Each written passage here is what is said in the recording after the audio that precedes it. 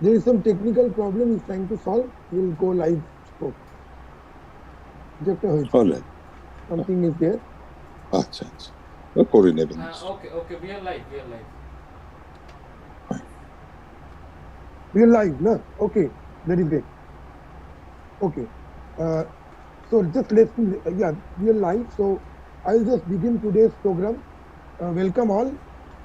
Welcome Anirban, welcome Anindya, and welcome our guests, all the paper presenters. Pankaj is there. Welcome Pankaj. So just before beginning, I briefly summarize today's program. We will start with the keynote by Professor Anindya Sinha, and then that will be chaired by Dr. Anirban, and followed by that there is a panel on animal studies, which will be chaired by Anindya. And then after that event, we have a panel discussion, a dialogue between Francesca Fernando and Professor Devashish Banerjee, which will start immediately after the panel, and this will be moderated and chaired by Jonathan K, who is a PhD student of California Institute of Integral Studies, under the supervision of Devashish Banerjee. So let's start today's program. I welcome both Anindya and Anirban on board, and I just hand over to Anirban. So thank you, Shamrat. Thanks everybody for being here today, and good evening to you all. We begin straight. I'll just introduce Professor Anindya Sinha. Like he is well known, but still we have to do the what is needed. So Dr. Anindya Sinha is primarily based at the National Institute of Advanced Studies in Bangalore, India. Although his early research concerned the molecular biochemistry of yeast, social biology of wasps, population genetics of elephants, and the classical genetics of human disease, his principal interests over the last 3 decades have been in the behavioral ecology, cognitive ethology, population and behavioral genetics, evolutionary biology, and conservation studies of primates and other mammalian species. He is also deeply interested in natural philosophies, performance studies, and in the tangible and intangible cultural heritage of India, especially concerning human, non-human relations and the lived experiences of other than humans. His current obsession is to specifically understand what living in urbanizing habitats might mean to non-human individuals and populations, and reflect on the opportunities that ethnographic in conjunction with ethological explorations offer for our understanding of more than human life worlds today and in the future. So as you would understand, like he's a maverick personality, as said, and I and I welcome Anindya to speak on, hopefully I pronounce it right, being Macaque, non-human ethnographies of urban India. So Anindya. Thank you very much. Thank you very much, Anirban, for that wonderful introduction. And thank you, Shamrat. Thank you, Dr. Banerjee, and all the others who have come together to organize what to me definitely is one of the most exciting meetings I've ever been to. And part of this is because I am stepping into very, very dangerous territory. I'm going to speak about something that I've loved always, but I've never really worked on it academically. And so I'm actually a student here. And so thank you very much for this great honor of inviting me to give this talk. And I hope we will have more discussions, and I will in the process learn from all your comments about this work. Let me just start off by sharing my screen.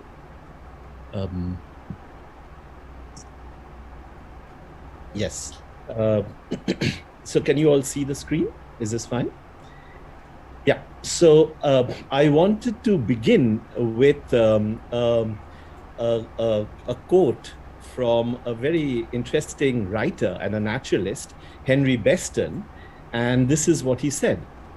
He said, we need another wiser and perhaps a more mystical concept of animals. In a world older and more complete than ours, they move finished and complete, gifted with extensions of the senses we have lost or never attained, living by voices we shall never hear. And hopefully, in today's talk, I will convince you that there are voices which we can hear, and I think we need to hear. So basically, I've called my talk Being Macaque, as opposed to being human, because I've basically spent much of my last 30 years trying to understand what it is to be a macaque. For the lack of a better description, I think that's how I will put it. Right. Now, Raghavendra, an elderly banana seller, offers his fruits to visiting tourists at the Bandipur forest camp, largely to benefit the macaques who eagerly wait, arms outstretched for the bananas to be thrown to them by the laughing benefactors. It's also not uncommon for some daring individual macaques to try and grab a banana or two under the watchful eyes of Raghavendra, only to be deterred when he half-heartedly waves a long, stout stick at them. Not once, however, has he struck anyone. Small, a dominant adult male in Camp 2, a troop that I have been with now for almost 25 years, comes quietly and sits next to the banana vendor, almost in contact, but not even once looking at him or at the coveted bananas. No vocal or gestural signal is exchanged. Raghavendra picks up a banana and offers it to Small, but does not look at him. Small takes the banana gently and moves away, once again not acknowledging this donation haptic gesture. He returns to Raghavendra a few hours later, and this mutually accepted interaction occurs again and again until evening descends softly on the forest camp. Non-humanly coexisted rather peacefully in the subcontinent for centuries.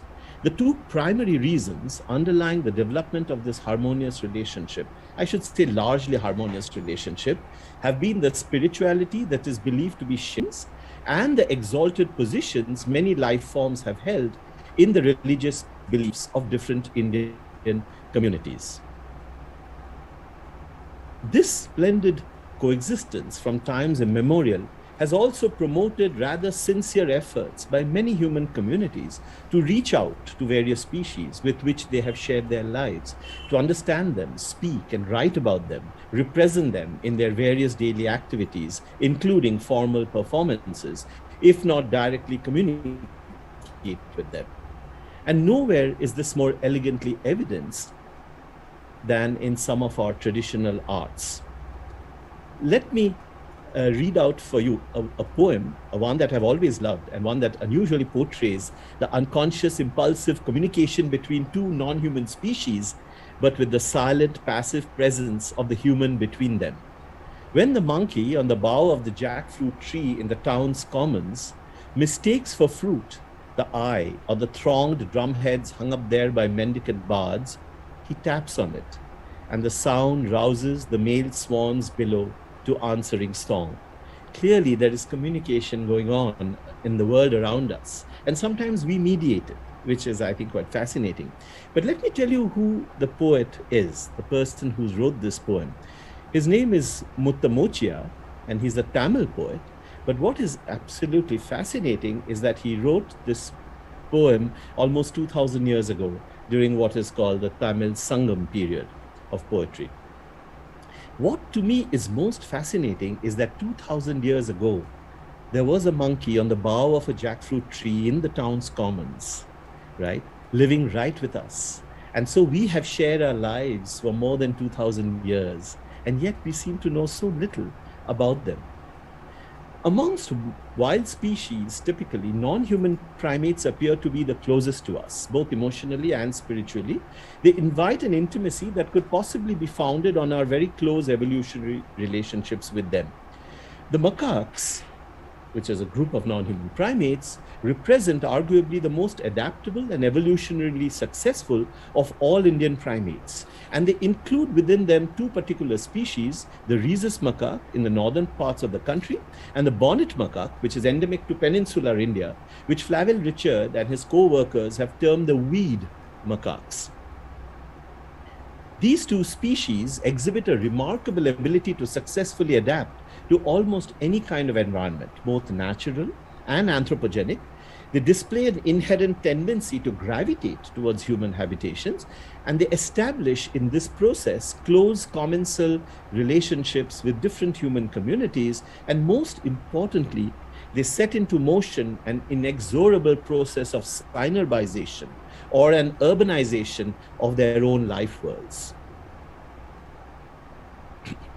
Interspecies behavioral exchanges, such as that between Raghavendra and Small, which I began my talk with, can also lead to the development of very intensely personal relationships between individual macaques and humans, and the generation of more than human affective and immersive environments.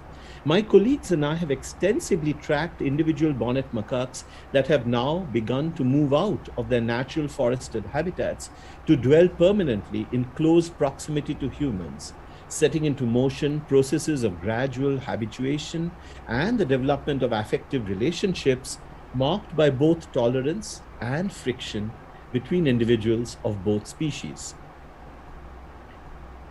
I would therefore today, in today's brief discussion, like to draw your attention not only to the urban macaques that have lived with us in our Indian cities for at least 2,000 years, but also to the processes of synerbization through which we come into contact with macaques, interact with them, and what is most crucial, change their lives forever. But then they change us and our lives forever as well. Globally, urban animals and their political ecologies constitute an area of scholarship that has only intensified in recent years. And yet we understand relatively little of what urbanization might entail for non-humans themselves. Furthermore, urban political ecologies have traditionally neglected considerations of the ways in which other sentient beings inhabit and negotiate dynamic anthropogenic environments that we have created and forced them to live in.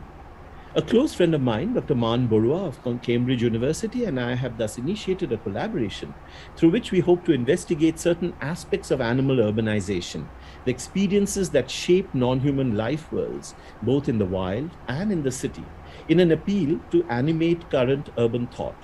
We primarily argue that part of the failure to understand human-animal relations in the urban stems from a paucity of conversations between the ecological and the social sciences, and the lack of collaborative insights to inform urban policy. Drawing on my ongoing work on urbanization processes being experienced by non-human species, including bonnet macaques and Asian elephants in southern India, therefore, we hope to understand what living in rapidly urbanizing urban environments might actually mean to non-human individuals and their populations. And I would also take this opportunity to reflect on what ethogeographical explorations may offer for our understanding of urban ecologies, not only of the present, but of the future as well, especially across the cities of the global south. To this end, we have identified 3 areas of interdisciplinary rapprochement, which is likely to have direct bearings on how Indian cities might be perhaps better governed. The first pertains to understanding urban metabolism, the new ecologies of non-human life configured by the availability of provisioned food and waste. The second involves questions on space, the diverse ways through which animals territorialize, transgress, and unsettle urban orders. The third entails an expanded notion of politics, emerging through conflicts between people, animals, the state, and the institutions governing them. We have begun to address this trilogy through ecogeographical studies of macaques, black kites, cows, pigs, and street dogs, highlighting their importance for understanding 3 facets of urban governance: access to the city, livelihoods, and public health. And in this process, we highlight the critical importance of such interdisciplinary conversations for a wider rethinking of who actually poses challenges and what actually constitutes the urban in contemporary India. A troop of rhesus macaques descends from the high rises of Connaught Place in central Delhi. Sliding down pipes, their adept movement becomes a series of silhouettes over shops selling sacred threads and bangles, before turning into an undulation as the simians clamber across electric wires, casting shadows on astrologers and palmists, reading the palms and fortunes of people 20 feet below. This vertical descent comes to a slow halt as the animals reach the tiled plaza in front of Delhi's iconic Hanuman temple, thronging with an evening crowd that has come to offer prayers and alms to the needy. With a sure extension of its forearm, a macaque reaches out for a banana offered by Anuj, a devotee. A transaction and a trans-species action takes place. Food for the simian and the harnessing of punya, a diffuse cleansing merit for the man. I come here every Tuesday to feed the monkeys, Anuj remarks, repeating the action until his dozen bananas are gone. From a lower middle-class rural family in northern India, Anuj had come to Delhi over a decade ago in search of employment, but none of his appointments ever worked out. Unemployed, alone in the city, his condition deteriorated. Anuj began to lose hope. He wished to end his life. Many times I thought of wanting to stab myself, he recounts. I became skeptical, even angry with God for my predicament. Out of sheer desperation, Anuj enrolled into IT classes and began fasting every Tuesday when he would visit Connaught Place's Hanuman temple to participate in the rituals and later feed the macaques.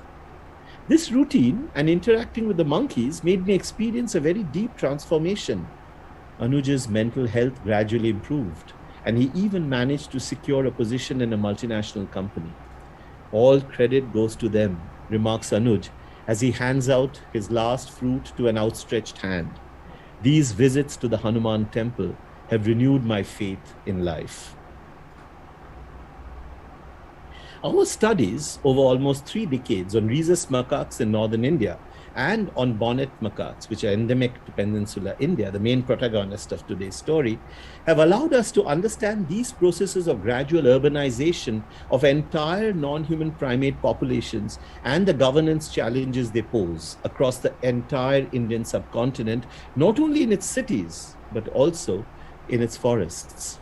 The macaques represent arguably the most adaptable and evolutionarily successful of all non-human primates. And given the inherent tendency that I talked about earlier of certain species to steadily but surely move towards human habitations, we can only imagine how difficult the coexistence of these species with humans would be in the future. But live with them we must, for they have come to stay. Truly wild macaque populations are rarely reported in recent times across the distribution range of both rhesus and bonnet macaques, while semi-urbanized populations are increasingly coming into conflict with human communities, largely over their unlawful foraging in our crop fields, our gardens, and in our kitchens. And the scale of this conflict is almost unimaginable in several parts of our country. Just to cite a single example, with approximately 500,000 individuals distributed across northern and northeastern India, of which about 55% live in human habitations, rhesus macaques in particular present a very major urban governance issue. New Delhi, India's capital, alone has 9,000 macaques posing serious challenges to urban lives and livelihoods.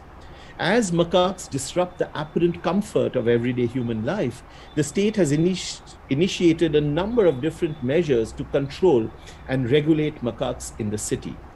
But what does this imply for the macaques themselves?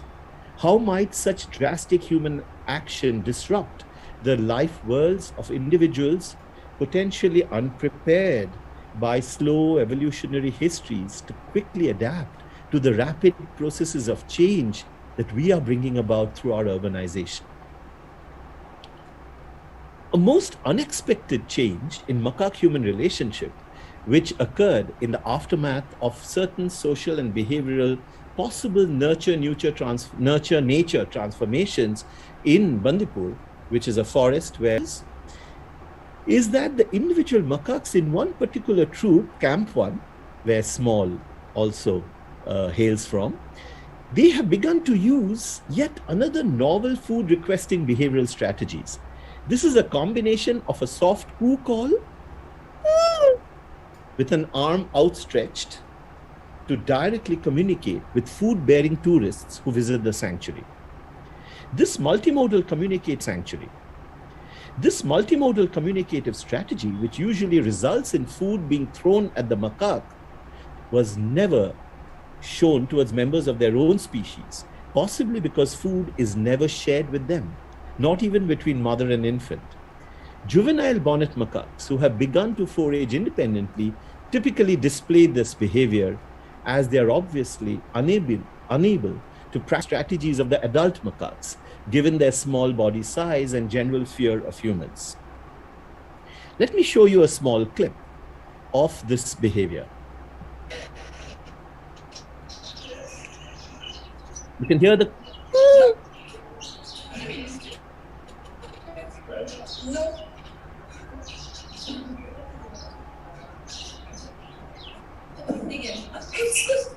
and notice the hand being raised.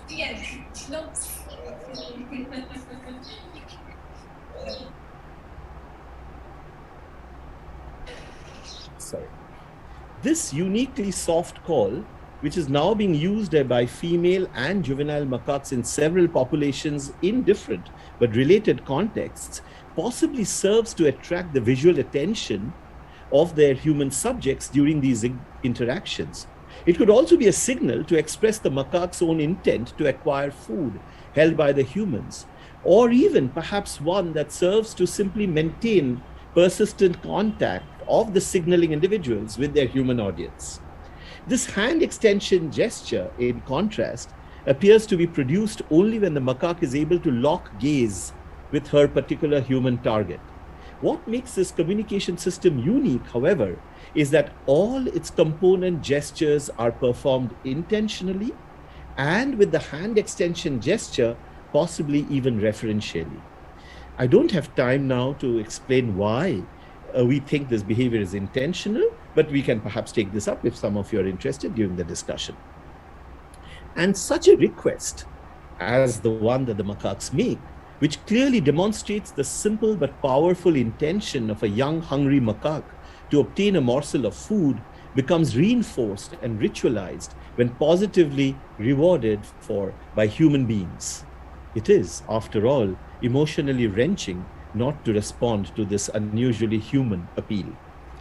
This successful behavioral strategy, possibly initiated by one or a few adventurous and innovative individuals, have now spread rapidly by processes of social learning across the several troops that inhabit the forest camp in Bandipur. Not documented anywhere else amongst any species of wild monkeys, this particular kind of gestural and material exchange between human and non-human primates suggests that bonnet macaques may be unparalleled in their social flexibility and adaptability that allows them to survive the most hostile of environments. Certain individual macaques may even be capable of developing, thus refining and learning a fairly complex communicative strategy that allows them to negotiate with a potential adversary, a human, a strategy that is used directly, though perhaps unreflectively, at will, and well within their lifetimes. And remember that this is a new gesture. No macaque has ever used this before, and it has developed only to communicate with humans. Finally, my earlier studies have shown that macaques seem to be capable of forming mental representations generated by direct personal experience. And this capacity apparently underlies their interactions with both the mechanical as well as the social components of their immediate environment. I don't have, again, time to talk about why we believe that they are able to have mental representations, not only of tools, but of their social companions. But perhaps we'll have time to discuss this again another day. But these studies seem to suggest a rather early evolutionary origin for fairly sophisticated cognitive capabilities, characterized in these macaques by an objectified self with limited regulatory control over more subjective levels of self-awareness.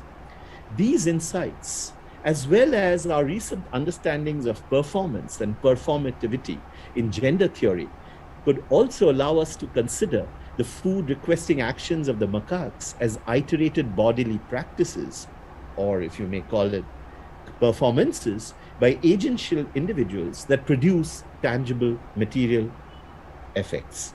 However, that's another line of thinking, and we can perhaps talk about that during the discussion. These affective interactions thus emerge within a very specific location, a natural cultural contact zone where humans and non-humans encounter and relate to one another through specific exchanges of signals and materials. The gradually synerbizing forests of Bandipur thus become a fertile and heterogeneous space where relationships between two phylogenetically related species are improvised and affectively ritualized within very unequal relations of power. We also visualize that the affectivity of the individual actors engaged in this relational practice leads to the co-creation of new forms of subjectivity within these changing spaces of interaction, a feature that we will possibly encounter with other non-humans too in the Anthropocene. The traditionally intimate and persistent presence of non-human primates and other species in our lives over centuries must lead to the reimagination of our societies as not being exclusively human spaces, but nature-society hybrids, co-constituted through relations between people and animals. There has nevertheless been very little engagement with the growing synerbization of our wildlife populations, whereby various urbanizing influences, primarily human activities, have forced individual animals to adapt to these altered socio-ecologies for their very survival. How then do these other sentient creatures negotiate and learn to inhabit complex dynamic environments, comprehending them according to their own knowledges, speeds, and rhythms? What bearings do our lives and our often unfolding actions have on the life worlds of animals? And how can a comprehension of these shared life worlds contribute to a recasting of our own perspectives, prejudices, and practices? Does the fervent appeal for food with arms outstretched then embody the macaques' last desperate affectual bid to cope with the loss of their habitats and resources to a far more powerful species? A final act of negotiation with a world quietly slipping away from their grasp? It is time for Raghavendra, the banana seller, to pack up and wheel his cycle from Bandipur to his sparse home in the neighboring village of Melkamanahalli. Small, our macaque, dusty and tired, walks slowly along the road in the opposite direction to retire to his usual dwelling for the night, that old gulmohar tree, now shorn of half its branches by workers keen to widen the highway through the retreating forests. There is still enough tree left, however, to protect the macaques from leopards, overhanging, as it does, the shallow Bandipur lake, drying in the fading light of yet another summer dusk. Thank you.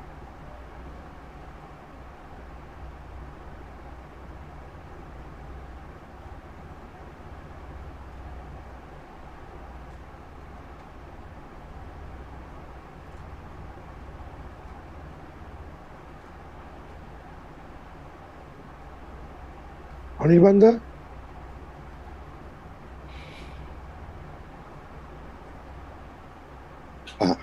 Sorry, I forgot to unmute.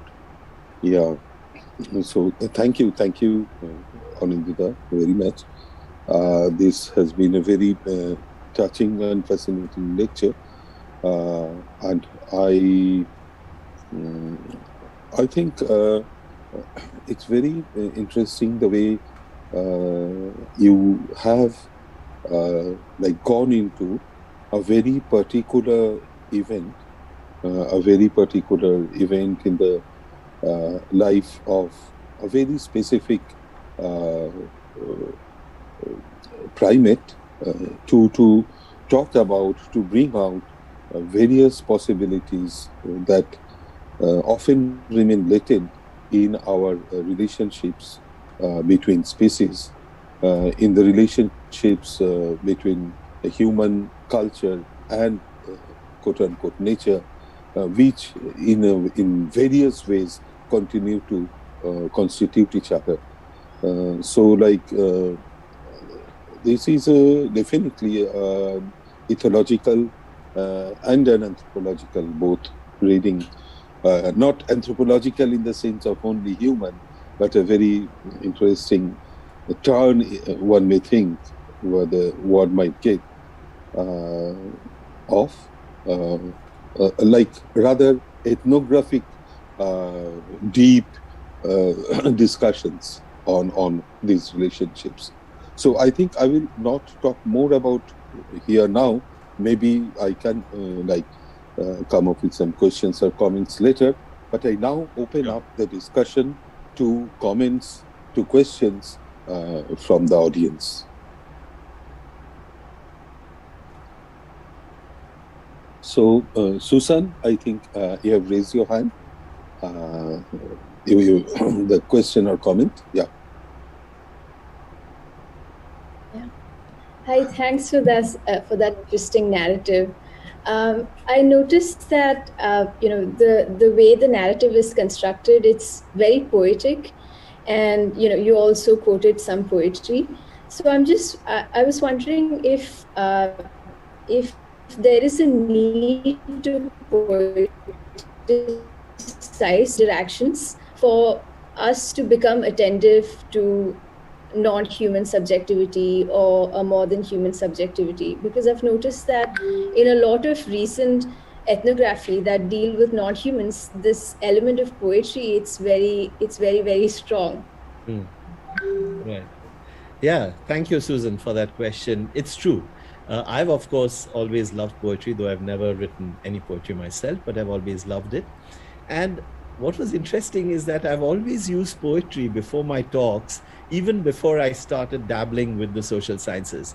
So, and the reason I think is because there are so many ways to uncover the truth as we would like to know it. And I think poets are particularly perceptive because they are not bound by a method, as I have always been. I have always been a quantitative ecologist, right? And much of my academic life was spent quantifying behavior, analyzing it statistically, modeling such behavior.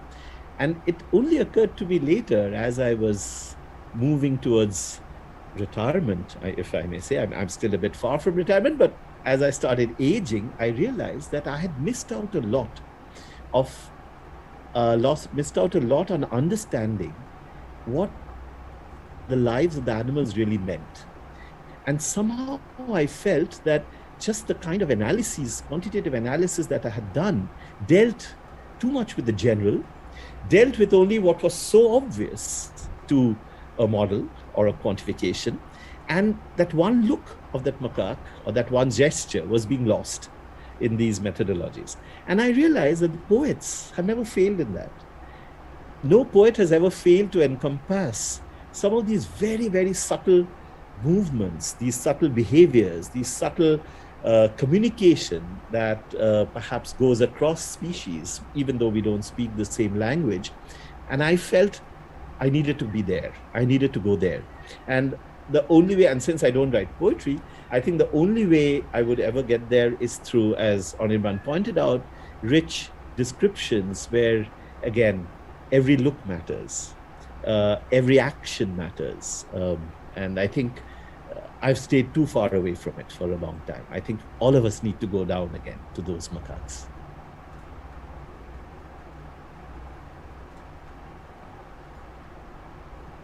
Yes, yeah. Muniru.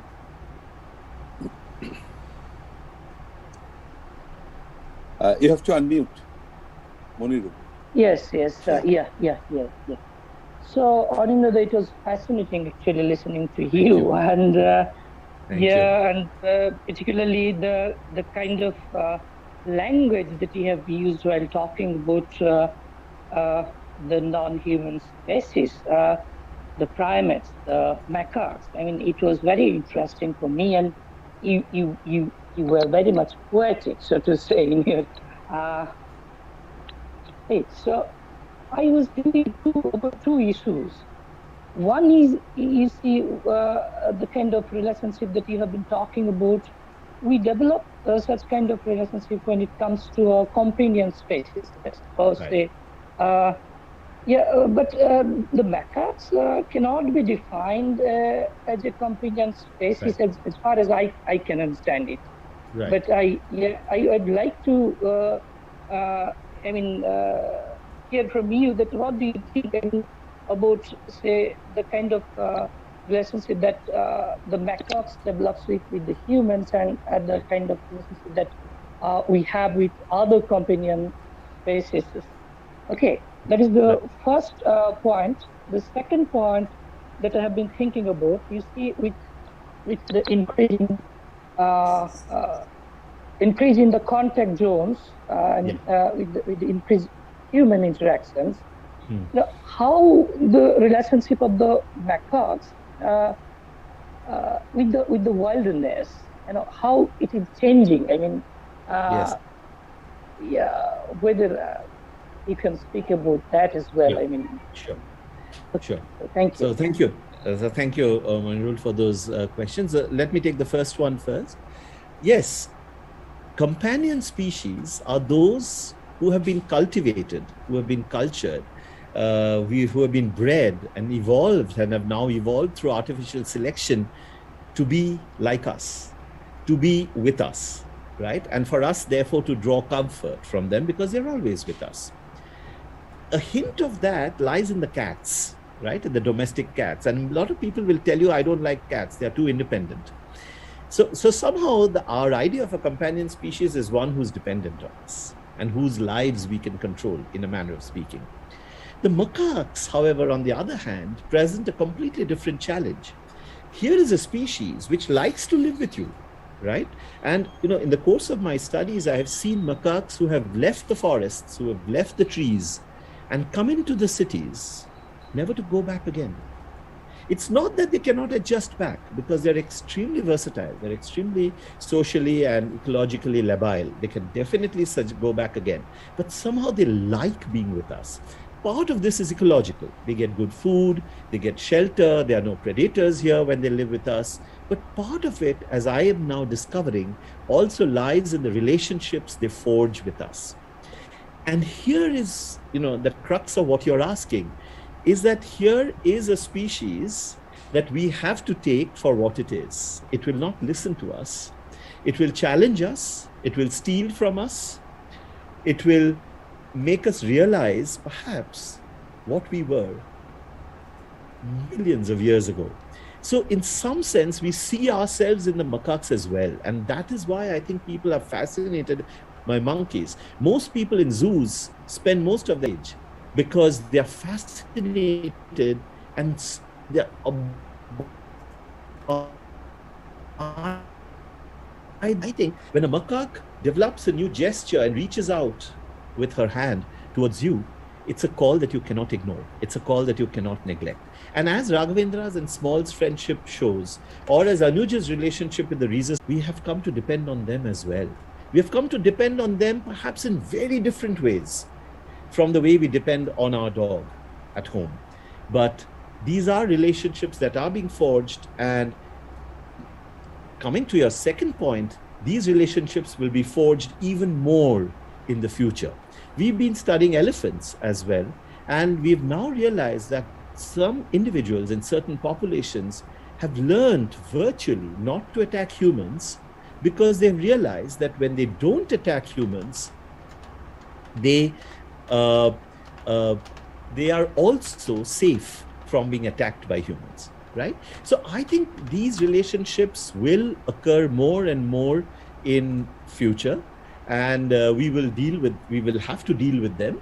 Maybe, as Susan says, I'm sometimes perhaps too poetic. Perhaps I see the positive more than sometimes the difficulties that exist in these relationships. But I think we will take them in our stride as well. And coming to your second point, yes, for some of these weed macaques, like the bonnet macaque, the rhesus macaque, the long-tailed macaque, which lives on the Nicobar Islands, but Pankaj has worked in that area.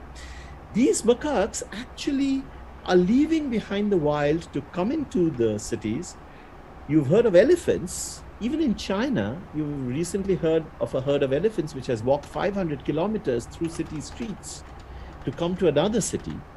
And that's partly because they're losing their habitats to us, partly because they're attracted by what we offer for them. And not only do we offer them food, we also offer companionship. In fact, Anindya Bhadro, who's a close friend of mine and a dog researcher in ISER, Calcutta, she has shown through certain experiments that some street dogs prefer human companionship to food. So let's not completely do away with the fact that they seek relationships as well, and they're reaching out to us. And how we develop those relationships, will such relationships promote a more tolerant understanding, a greater tolerance of their life worlds in our future, is an important question. Because one thing is true, we will never be like Singapore. We will never kill all pigeons, nor will we make attempts to kill all crows. There have been talk about killing rhesus macaques. There have been talk about killing nilgai. There have been talk of killing wild pigs. But it's incredible that in states like Uttarakhand and Himachal Pradesh, where there's a lot of conflict with wildlife, and the forest departments and the state governments have given the farmers permission to kill animals which come into their agricultural field. It's remarkable how few animals are actually killed. And that's what I started my discussion today with, that there is this, in our classical thinking, there has been this feeling of spiritual connection. We consider, in fact, our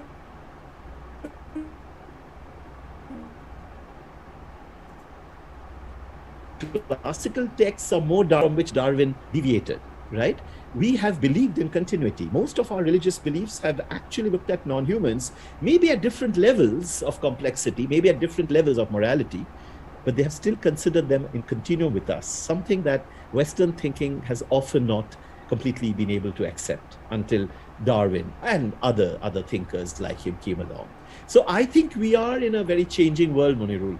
I don't think we can ever go back to the so-called conceptualizations of wild nature, pristine nature, all of which are also constructs in a manner of speaking.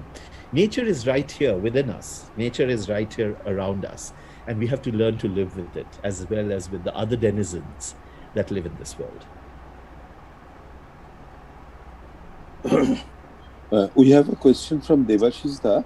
Yes. Devashishda, I think it would be good if you yourself say rather than me reading it out.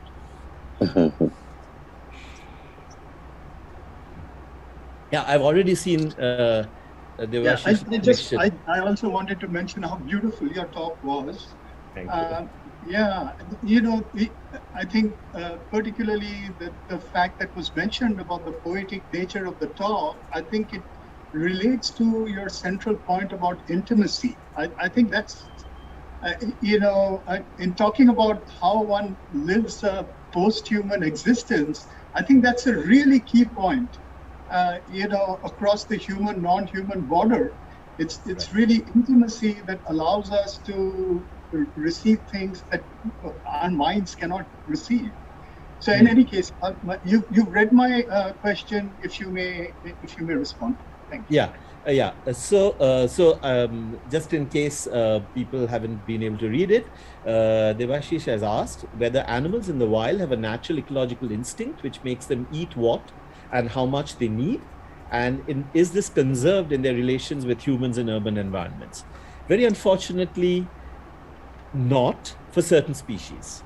And the weed macaques are particularly notorious in this. The reason why Richard et al. Called them weed macaques was because, and I don't have time to go into this, is because these macaques, unlike the other macaques, have a life history strategy where they are habitat generalists, so they're able to survive on virtually anything that they find, and they have a very high reproductive rate. So they breed every year, they reach sexual maturity much faster, their interbirth intervals are much shorter, and they are producing young at a very fast rate.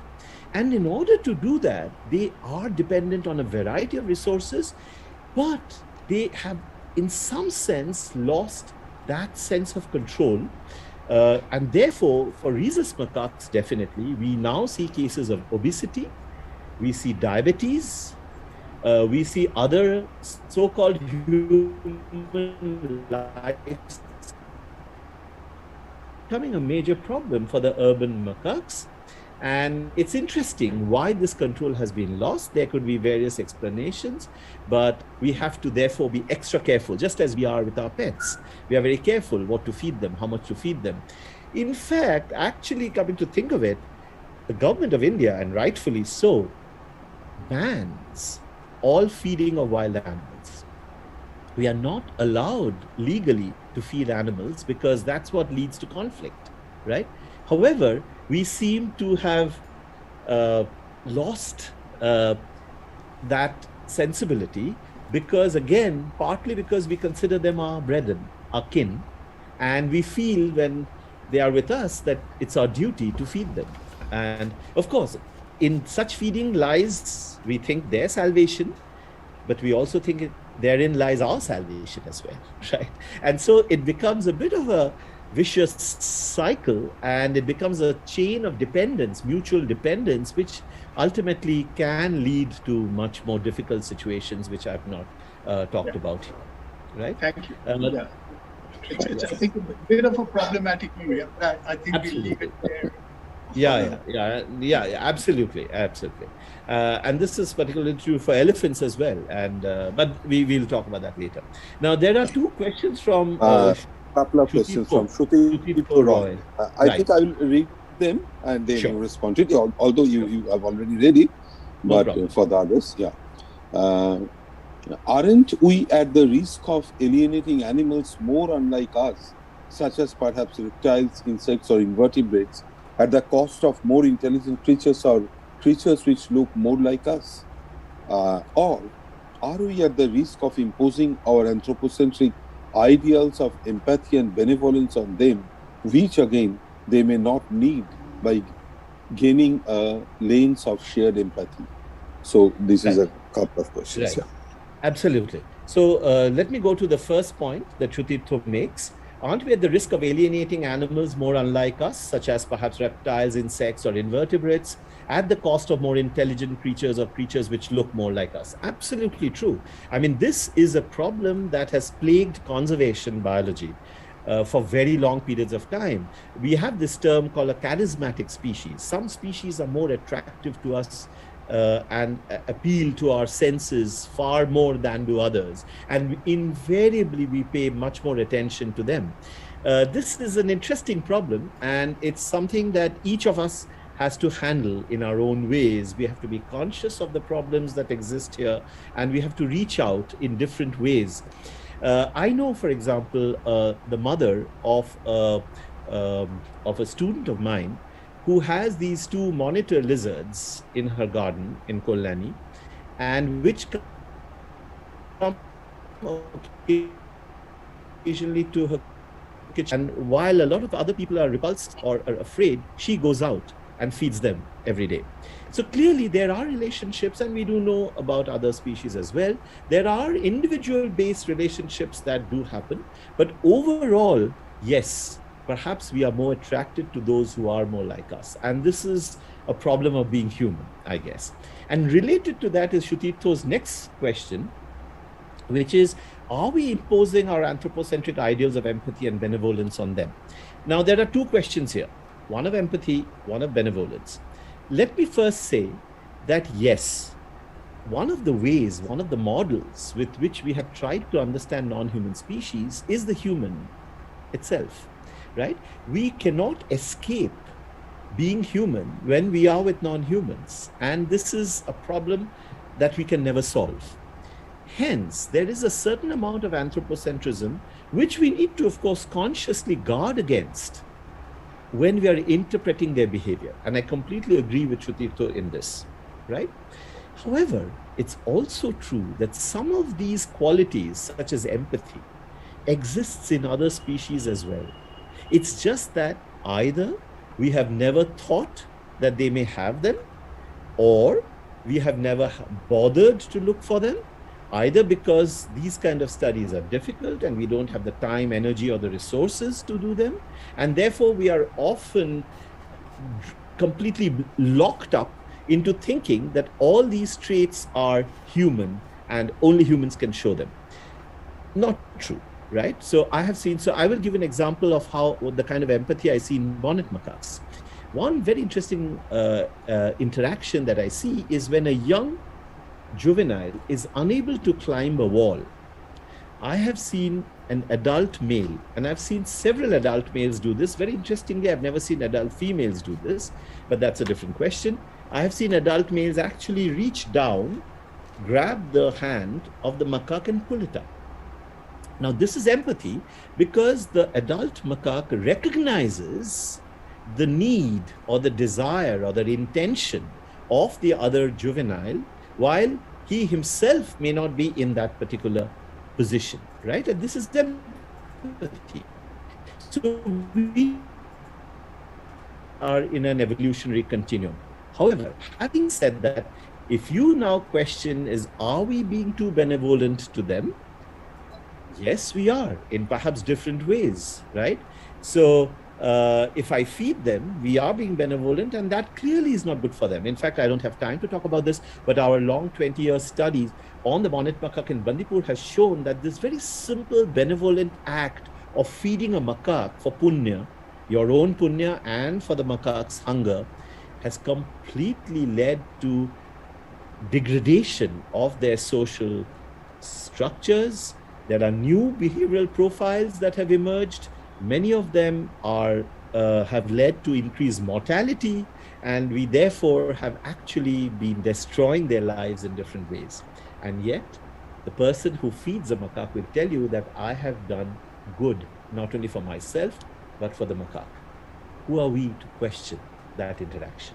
Right? So I know there is no simple answer to what you said or what you asked, but hopefully we will, each of us will have to discover from within us how we should respond to an animal, which animal we should respond to, and perhaps, as Devashish pointed out, what we should feed it and how much as well. Thank you. There's another question, I think. Shamrat has a question, but before that, Priyanka Pathak, I think, has a question. I'm just reading it out. Sir, I have a very basic query. Posthumanism is asking to rethink the human-animal relationship, but that has been into discussion from humanism itself.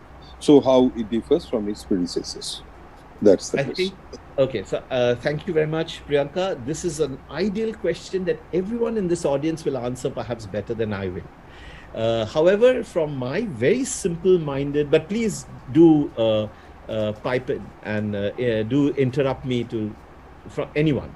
Please interrupt me to contribute to this. But Priyanka, to my mind, when I talk of humanism, the human is at the center.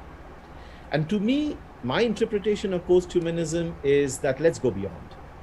Very simply speaking, maybe we have gone beyond earlier as well, but perhaps we have not verbalized it as such. We have perhaps not paid much more delicate attention to how we have gone beyond. And I think when I say post-humanism, I really want to be a macaque. I know I will never be. Shutirtha will say that this is a false pride that you think you will ever be a macaque, but I want to be one.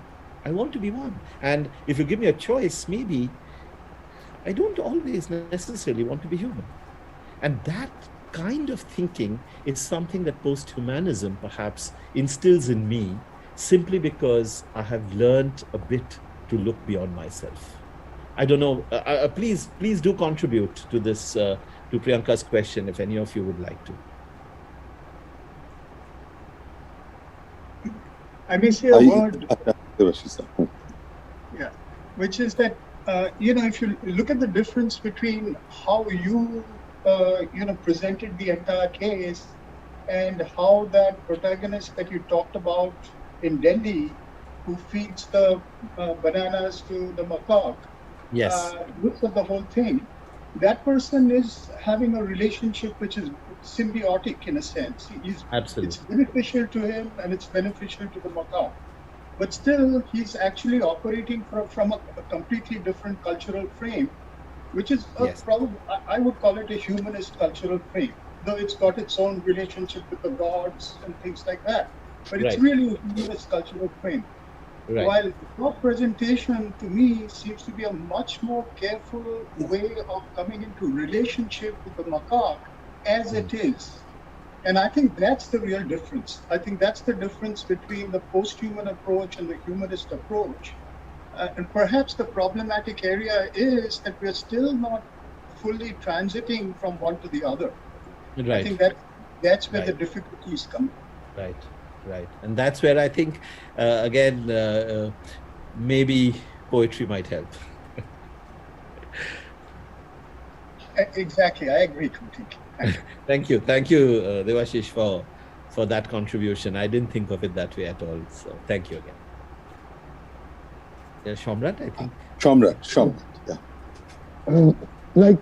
I will try to make a comment. It is more like a comment than a question, and also contribute to the discussion maybe.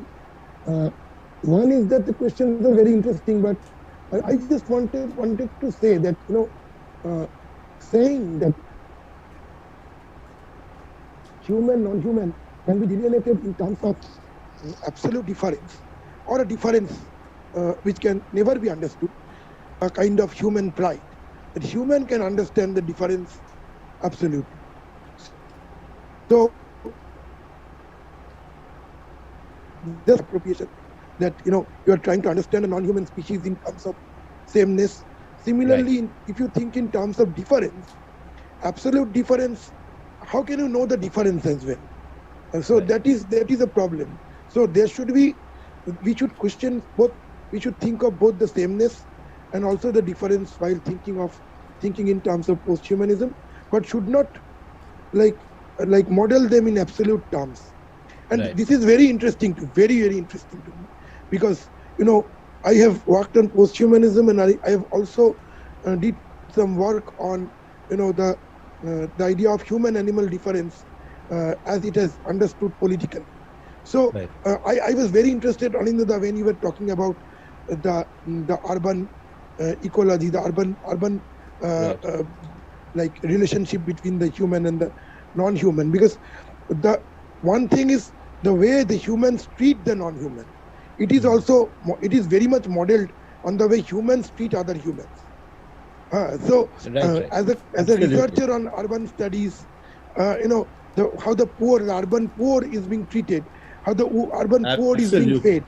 Everything overlaps very much with the way we deal with the non-human. So, so the difference collapses at one time. And as I have said that from animal becoming a metaphor, animal is having a metonymic relationship. There is a sense of continuity. So we cannot make that difference at one point.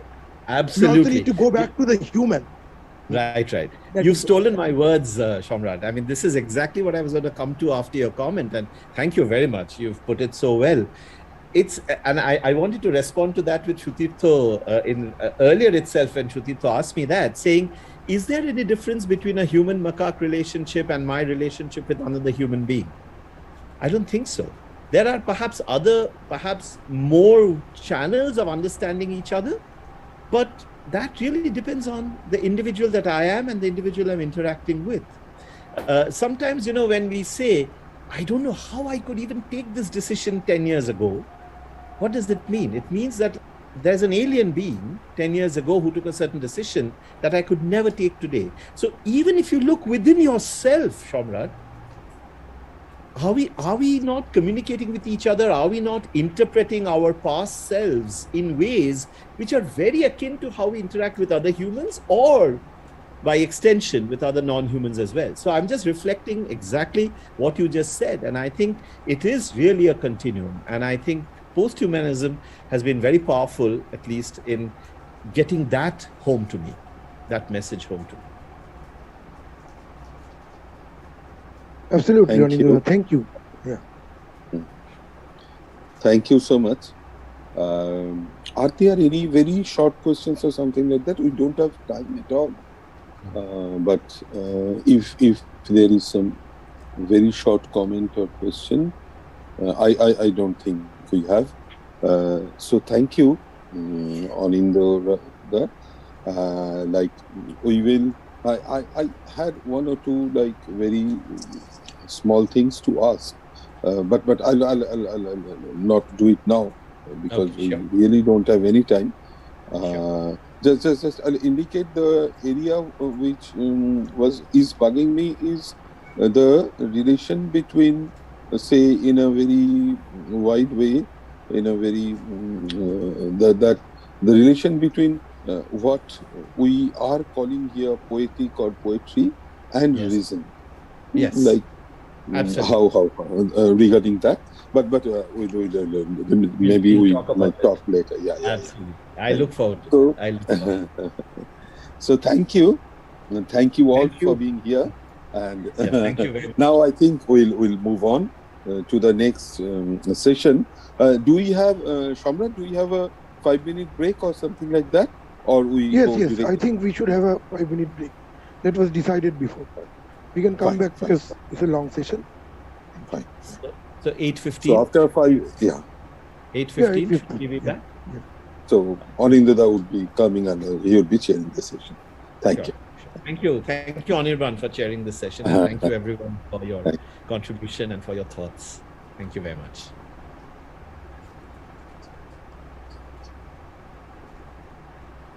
Acha, a very brief announcement.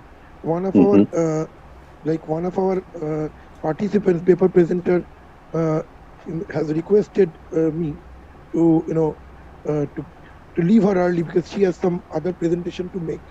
So she's the second speaker, I think, Susan. So can Susan be allowed to make her presentation and leave? I think we can make a call. I think we can do that because she has some. Yes. Yeah. Yes, Shamrat. I think Devasista will also agree. We can just allow her to speak. Yeah, and the other speakers shouldn't have a problem. I mean, that's the only thing. So I hope so. Yes. If Vignesh, are you all right if you go down the sequence? Is that okay? Yeah, I don't know whether Vignesh is there, but we can take the break and then ask. Yeah. Sure. We can find out. Sure. Okay. Thank you very much.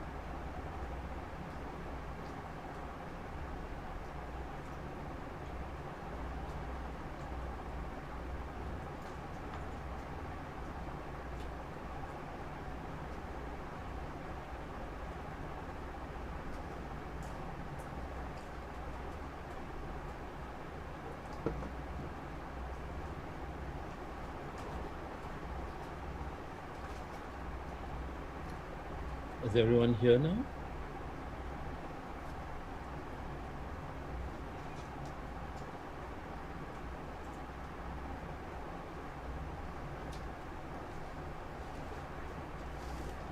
I think people are there. So let's go. Okay. Let us find out if the participants are there. Yes, I can see Sriram Natarajan's name, Vignesh, and Susan. Susan, I realize that I think you want to speak early. That's fine. I just wanted to get the other two speakers to sort of agree to this. I don't know whether they have any restrictions. Vignesh, are you here? And Sriram?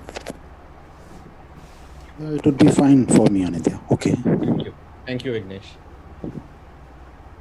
Sriram, are you here?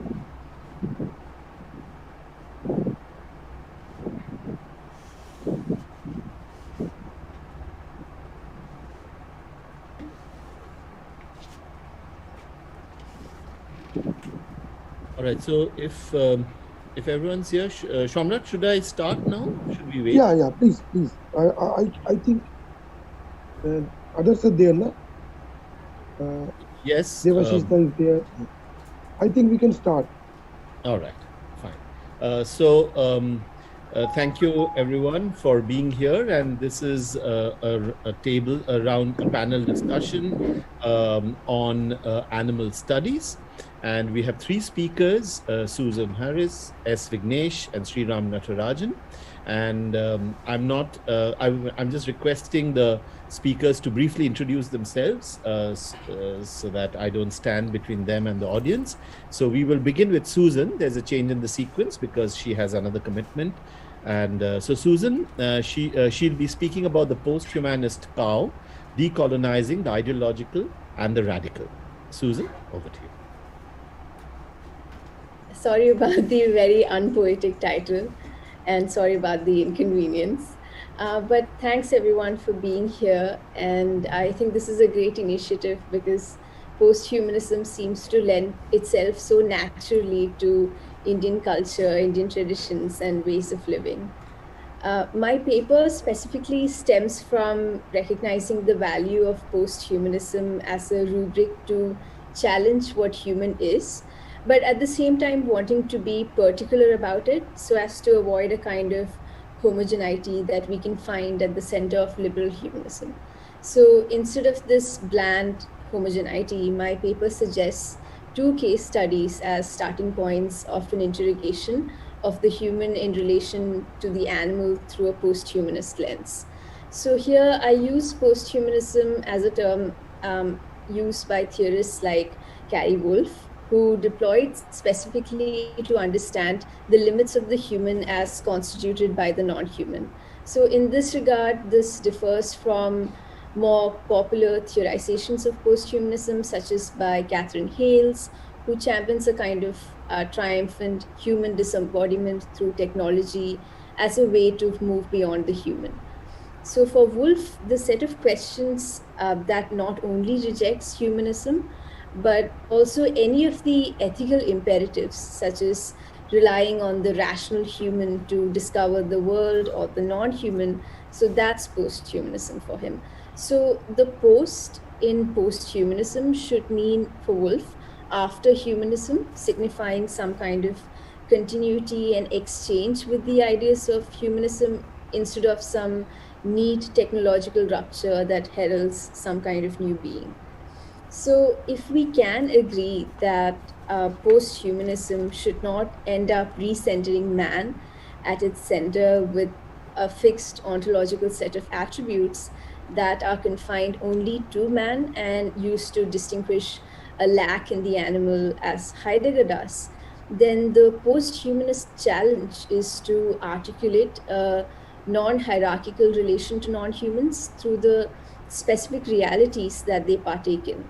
So posthumanism is then not just anti-speciesism, which works by pushing the limits of rights, which is trapped in some kind of justice framework based on arbitrarily defined and contested characteristics. So instead, the violence of humanism, as Wolf has reiterated forcefully, it's species specific in its logic because it rigorously separates human from the non-human, but not in its effects, because it's been historically used to oppress both human and non-human others. My case studies or examples, if you may, revolve around a common figure in Indian society, the cow. I wanted to follow this ubiquitous presence of cultural, social, political, everyday life for several reasons. So, one, the cow metonomically taken for ideology and the nation state is an animal into which politics is read. So, what I mean is that the cow's body becomes a tabula rasa for the nation state's ideological politics of the far right to be mapped. So here there is some kind of tight congruence between the body and the discourse that's never allowed to slip. So the cow in the national imaginary, it's never not a sacred symbol that upholds the Hindu purity of the Indian society. So even if the cow goes through garbage dumps for food and roams through streets, it's perfectly all right. And this is interesting because no other human urban animal has been invested with similar cultural meanings or consistently figured in national level abstract conversations. So this is in contrast to most other urban animals like street dogs, who are invisible till they are part of some controversy about human spaces. And second, the cow is also a hybrid figure, literally in the Indian society. So many states, such as Punjab, distinguish between Indian and foreign cows.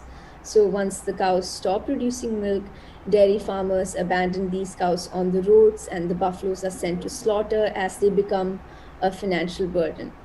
So while many states do have gaushalas or cow sanctuaries, many organizations also argue that it's not their responsibility to take care of the American cows. And very interestingly, they also often anthropomorphized negatively with the Indian cow or the Gaumata as clever and warm, and the exotic Jersey cow as lazy, idle, and unhygienic. The third reason is that while many states have legislation that bans cow slaughter, India is also one of the leading producers and exporters of beef. Article 48 of the Constitution of India recommends to treat cow as a resource. At the same time, it tries to uphold the beliefs of the ultranationalists. So the cow in these ways, the cow presents a challenge to post-humanist renderings of its being because she circulates in the collective Indian psyche as sign and signifier, property and meat, technology and indigeneity. So here, any universalizing claims of a post-humanist vein, which could maybe be read as a glorification of techno-scientific breeds. Now that reading doesn't work because here the nature of the human is not an ontological given, as the cow is worshipped and denigrated. And secondly, because the human in this specific national context is not an autonomous being distinct from nature and animality. So here the human being, like the cow, is steeped in metaphor as well as cultural practices. And so here I make the move because, as Juanita Sundberg points out, posthumanism is silent about its loci of enunciation, thereby eliding the geohistorical and the biographic location of the authors and schools of thought. So she says that this silence about location enacts Eurocentric theory as universal, the only body of knowledge that matters. And this very silence, it only makes indirect and occasional references to indigenous knowledges which articulate non-dualist frameworks that go beyond man or animal, colonizer, etc. So the question is how posthumanism, as understood in Western philosophical thought, which is underpinned by dualist colonial imaginaries, how is that going to be constituted for different political imaginings and for who? So keeping in mind Carrie Wolf's theorization of posthumanism, which is appealing to me, I'm going to try to decolonize that reading through my example. So while this is difficult, my aim is to produce, as a result of my analysis, not a reproduction of the Eurocentric, humanist, modern, rational male as also the Indian subject, but try to see if there is something else that's formed. So what I'm offering through these two divergent human-animal interactive examples is to inflect the Western idea of posthumanism with Indian cultural thought to see what might happen. So obviously, I think if I were to use some concept from Indian philosophy, I think that would possibly be more successful. But I'm hoping that since these are living examples, they can modify our understanding of these concepts without discarding them altogether. So my primary example is going to be, so I don't think I have time to show this video, but I'm just posting it in the chat here. So this is about how when the farmer protests were happening, they also took their cows with them. So on October 2nd, 2020, more than 30,000 farmers allied with the Bharatiya Kisan Union, they started this non-violent rally, and they had two demands: the unconditional loan waiver, as well as the implementation of minimum prices for the crops. So not all of these marches had cows, but some from Rajasthan did. And I'm not sure if this is a spectacle or because I find it appealing because the video is able to convey the energy and the tension in the air. But the semblance of human, non-human solidarity of this march together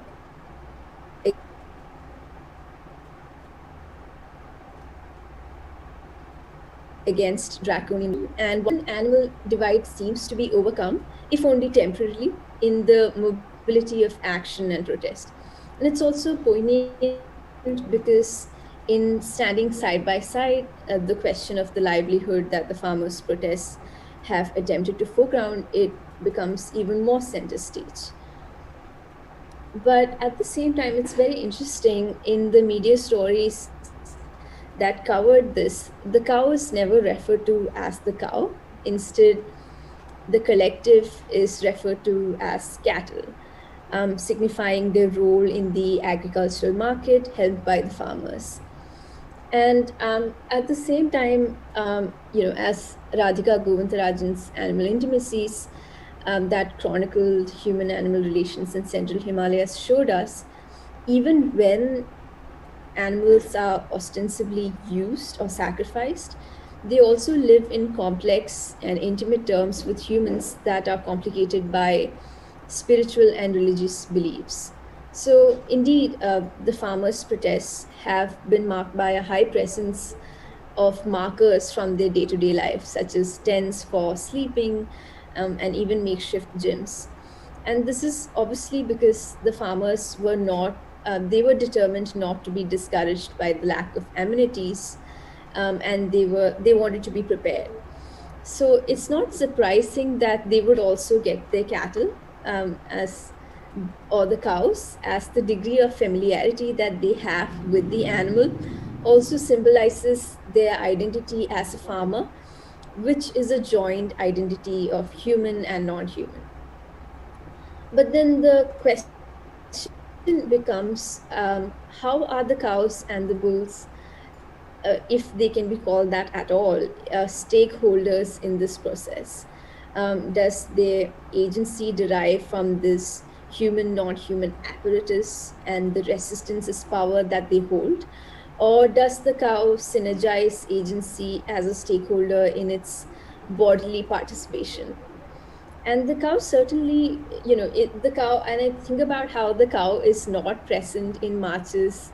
For instance, in Bangalore, there were these marches with the support of farmers and Dalit groups, where these people were protesting the anti-slaughter cow bill, which was passed in the Karnataka Assembly, because having cows there would have been cruel and inhuman and meaningless. So, especially when we consider animals in India's post colonial context, where they're victims and resource simultaneously, it's definitely hard not to consider them through humanism's vocabulary, which is through autonomy, agency, intention, and rationality, which is what post-humanism challenges. But to look for alternatives, however, so to see if the cow infused these marches with any meaning, or to see if the presence of the cow, if it made any difference to the nature of the protest or the form of the struggle. So, a humanist perspective of farmer struggle, some kind of a gimmick, whereas a post-humanist perspective may not render a collective identity that is based on common livelihood and a shared history improbable. But again, it's not such a neat reading, and it's not a neat reading without any loose ends, because it's not like the farmers are subaltern farmers or something like that. Many of the farmers are sugarcane cultivators from upper caste Hindu communities.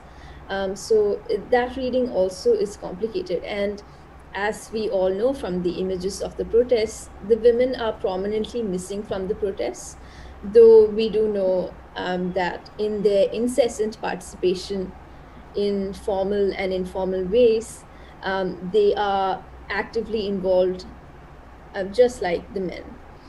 So here, they're at the same time, even though they can't be called subaltern in their social historical role, they are also subaltern in the sense that they are farmers protesting a powerful state in unusual, at this time, unusual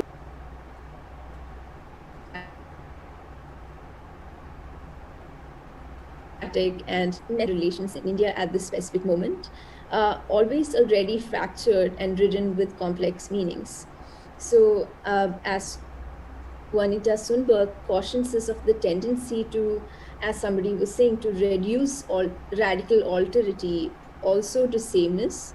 And she offers this strategy of the pluriverse, of plural universes, as a way to keep together the different strands of the multiple distinct ontologies of worlds.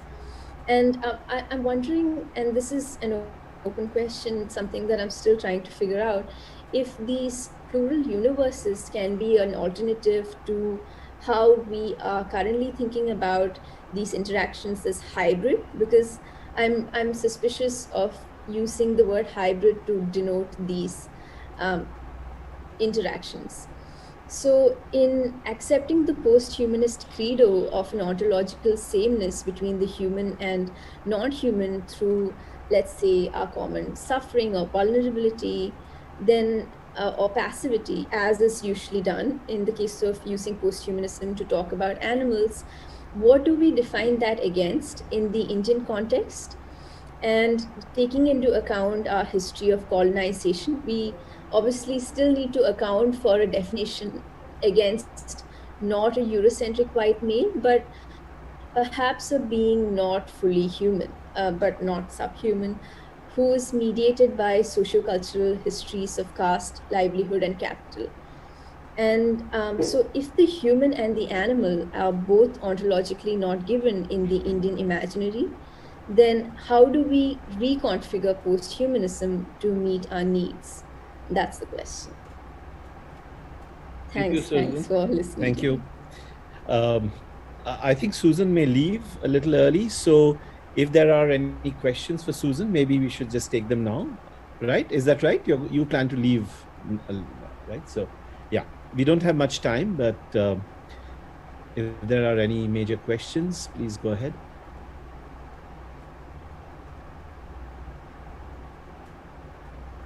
Are there any questions in the YouTube channel? Let me see this. Yeah. I don't think so. Okay, that's fine. Great. So thank you very much, Susan. And I'm sure there will be a lot of discussion that will come up, and but we look forward to your work. I'm sorry, but you didn't introduce yourself. What are you doing right now? If you could just briefly tell us. I'm really sorry. I'm just overwhelmed by how you guys are being really accommodating about my other thing. But I'm a doctoral candidate in literature and philosophy at IIT Delhi, where I'm researching on multi-species relationalities in the Indian context. Right. Wonderful. Thank you, and good luck with your studies, and we look forward to hearing from you again. Yeah. Thanks, Susan. Right.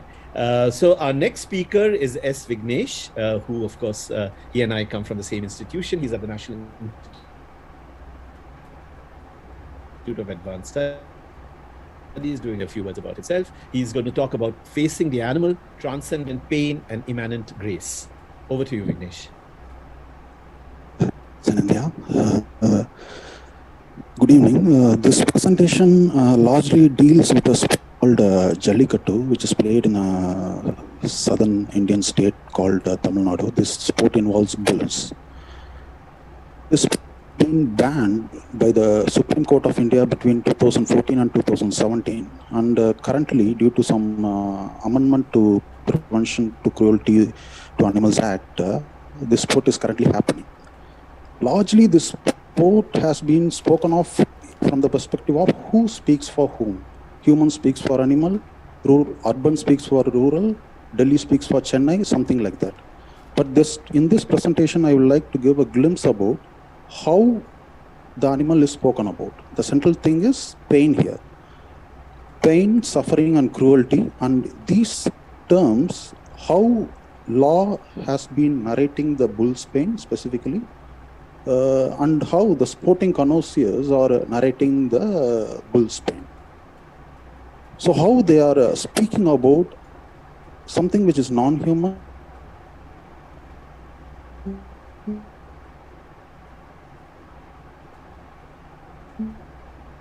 something in front is getting narrated by these two different entities. One is law, which I am deriving from the Supreme Court judgment 2014, which banned the sport, Prevention to Cruelty to Animals Act, and many rules which are framed under the Act. For example, the animal welfare activities will define pain in the following lines. For example, in the case of bulls, it will be like a bull which is weighing 300 kgs can pull a load up to 900 kgs with the pneumatic tires in it at the temperature of 37 degrees Celsius for 5 hours a day. This is just an example I'm giving. So they are trying to calibrate the capacity of body while defining the labor, while defining the cages for transportation. So depending upon the height and weight of the animal, the milieu of the animal, the ecology of the animal is getting determined, and anything which exceeds this milieu, for example, in a very oversimplistic way, if you make a bull to stand at above 37 degrees Celsius, is pain. That particular ecology will give a pulse to the bull, which has a nervous system, and that pulse will go to the so-called central nervous system, which is pain, and any intentional act which is perpetuating this exceeding temperature, for example, the owner of the bull, is considered as cruel. So these are the two things which is largely driving the narrative about defining and making the aggressor, in this case mostly the human, to stand in front of the law and being culpable for the activities. Largely the Animal Welfare Act doesn't go into suffering, because suffering is a self-aware and self-reflexive mode of understanding that I am in a painful state of mode. But these two things are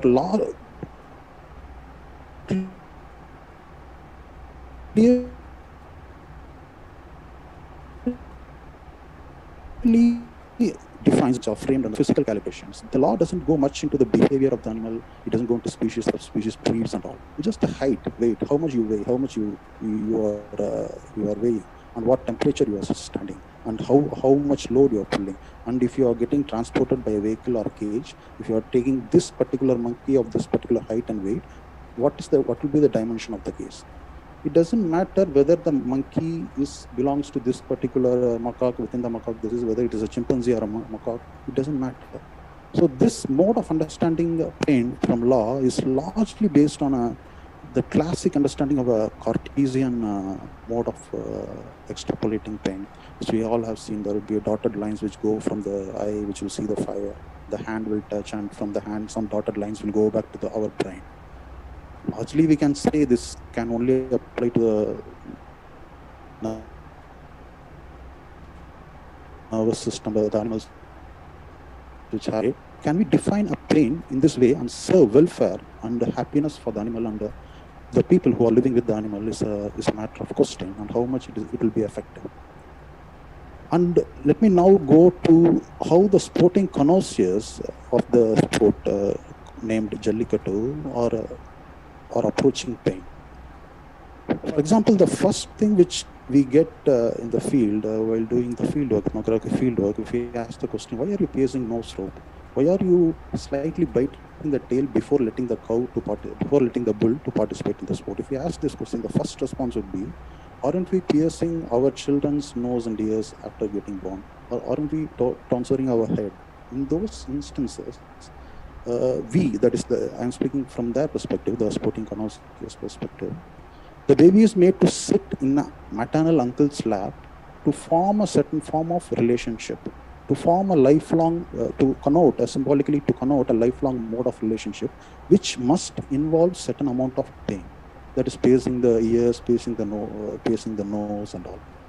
So the pain becomes a certain kind of an arch, certain kind of a moment of truth kind of a thing, or a rites of passage, which clearly marks a form of relationship, which can unmake the relationship also in some other cases. I will give a small example in the case of bull also. If the male calf, which is groomed to become a adult Jallikattu bull, if the male calf resists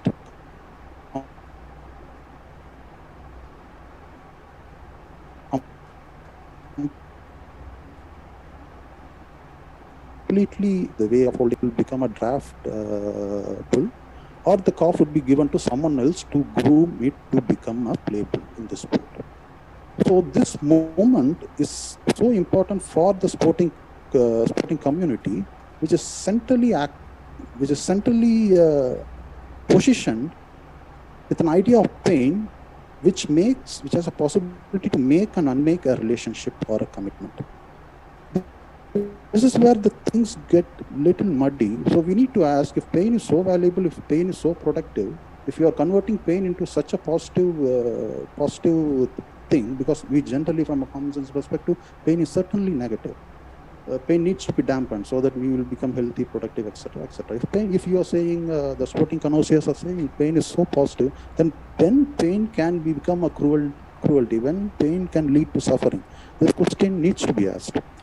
So in this context only, the idea of play comes in, the local idea of something called necessary pain comes in, along with the idea of skill.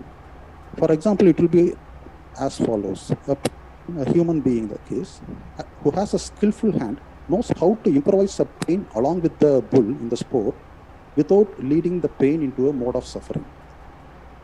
To say this in another word, there is an expert person, there is a skillful person who knows slightly how to bite the tail, how to push the stomach, how to run around and cheat the bull, how to get cheated by the bull, how to fall under the feet of the bull. Some activities are happening which doesn't lead to which is done by a skillful hand, which itself is a testimonial that the pain will not lead to suffering.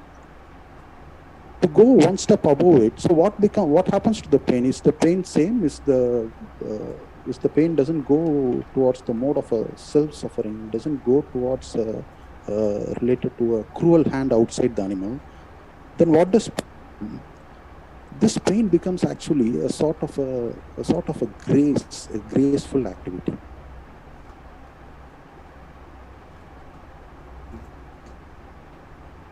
Grace here is a moment, aesthetically speaking, is a moment, a singer's voice or actor's body, which cannot be reduced to a skill or a technique or a mere set of rules.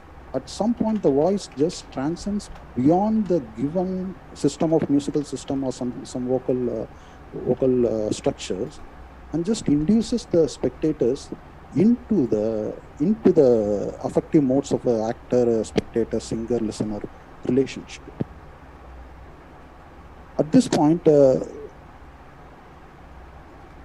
if you ask what will be the modes of uprising this gracefulness, initially the one marker which I said is the idea of skill. You need to stylistically, skillfully hug the bull.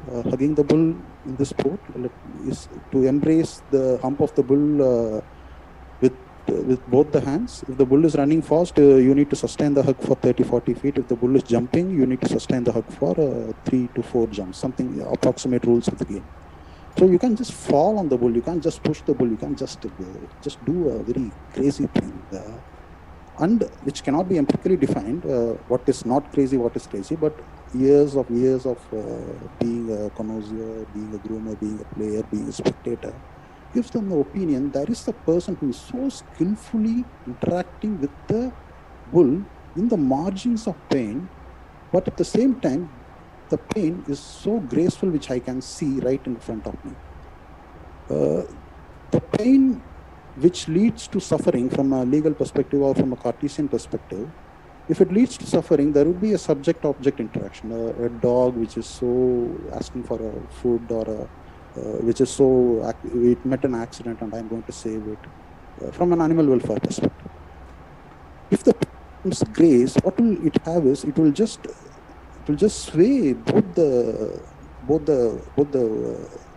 person who is watching that sight, as well as the person who is getting through the pain. It can be said in multiple ways. For example, theologically speaking, the crucifixion has a huge importance for grace. The most simplest way to link pain and grace is pain which is endured will become a suffering. Pain which is mastered will become a grace.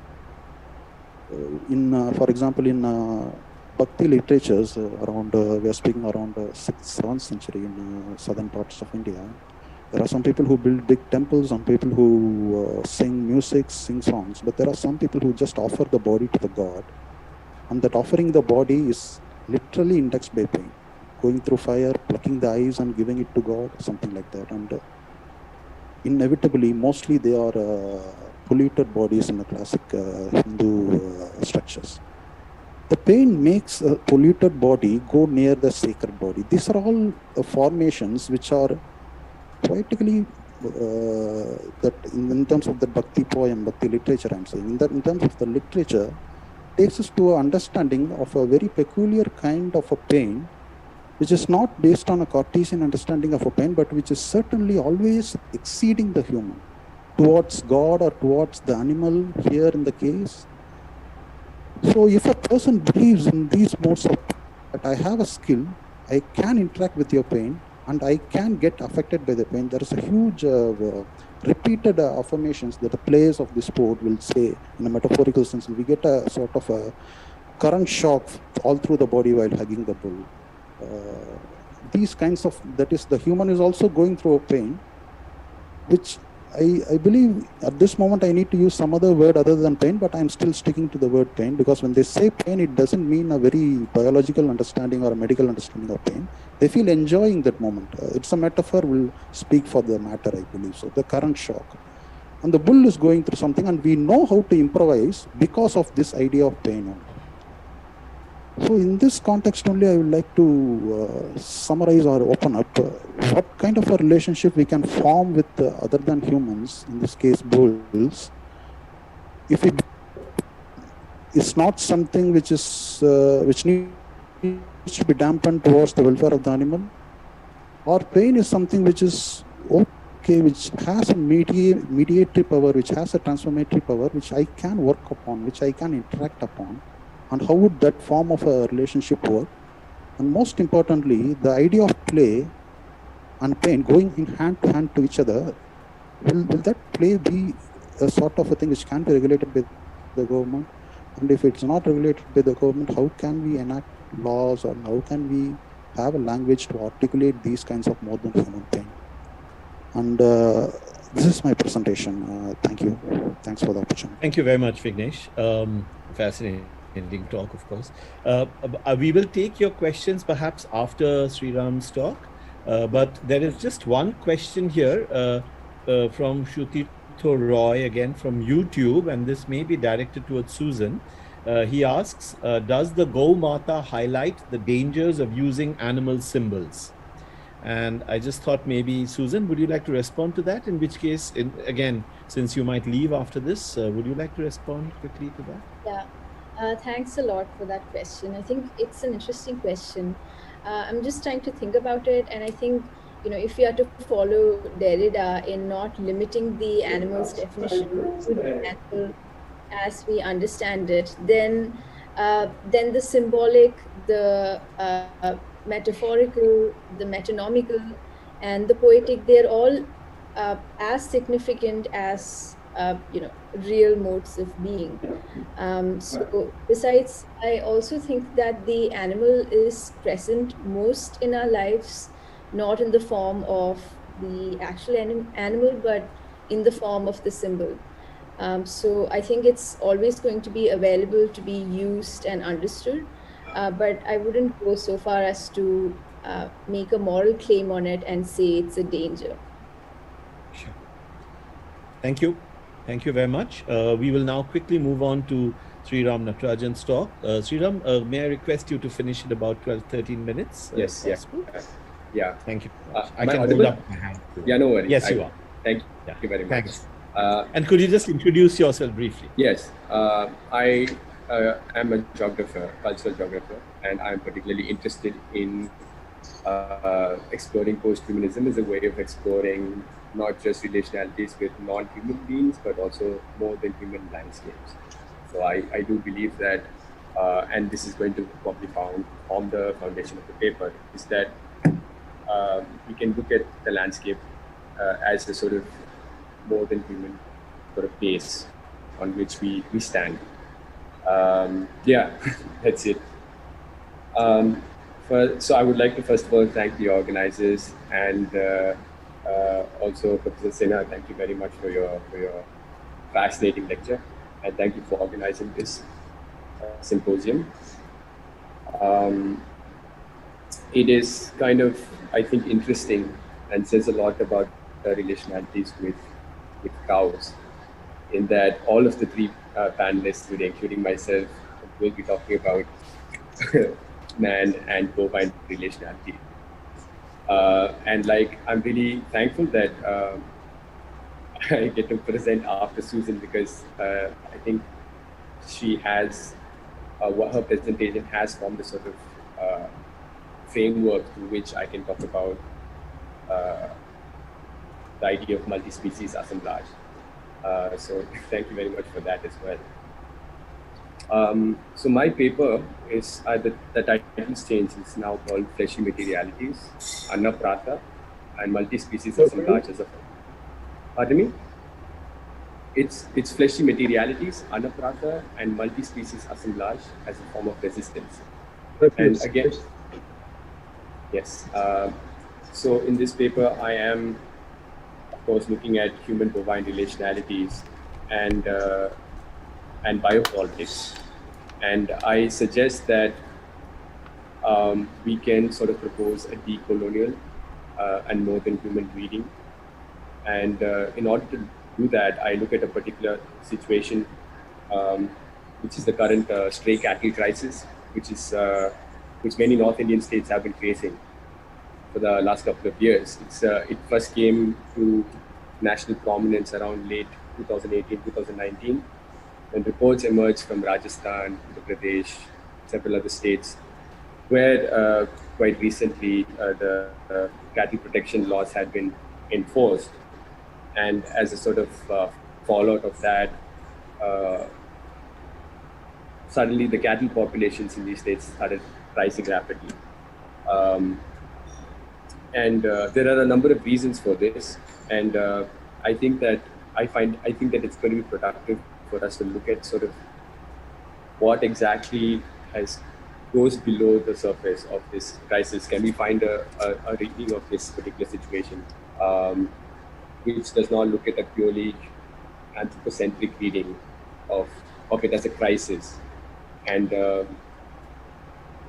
I sort of base this on like contemporary discussions in human and animal political theory, because we are looking at not just animals as they are, but their role in social construction of culture and individual human subjects, and also to question the nature of animal subjectivity and agency.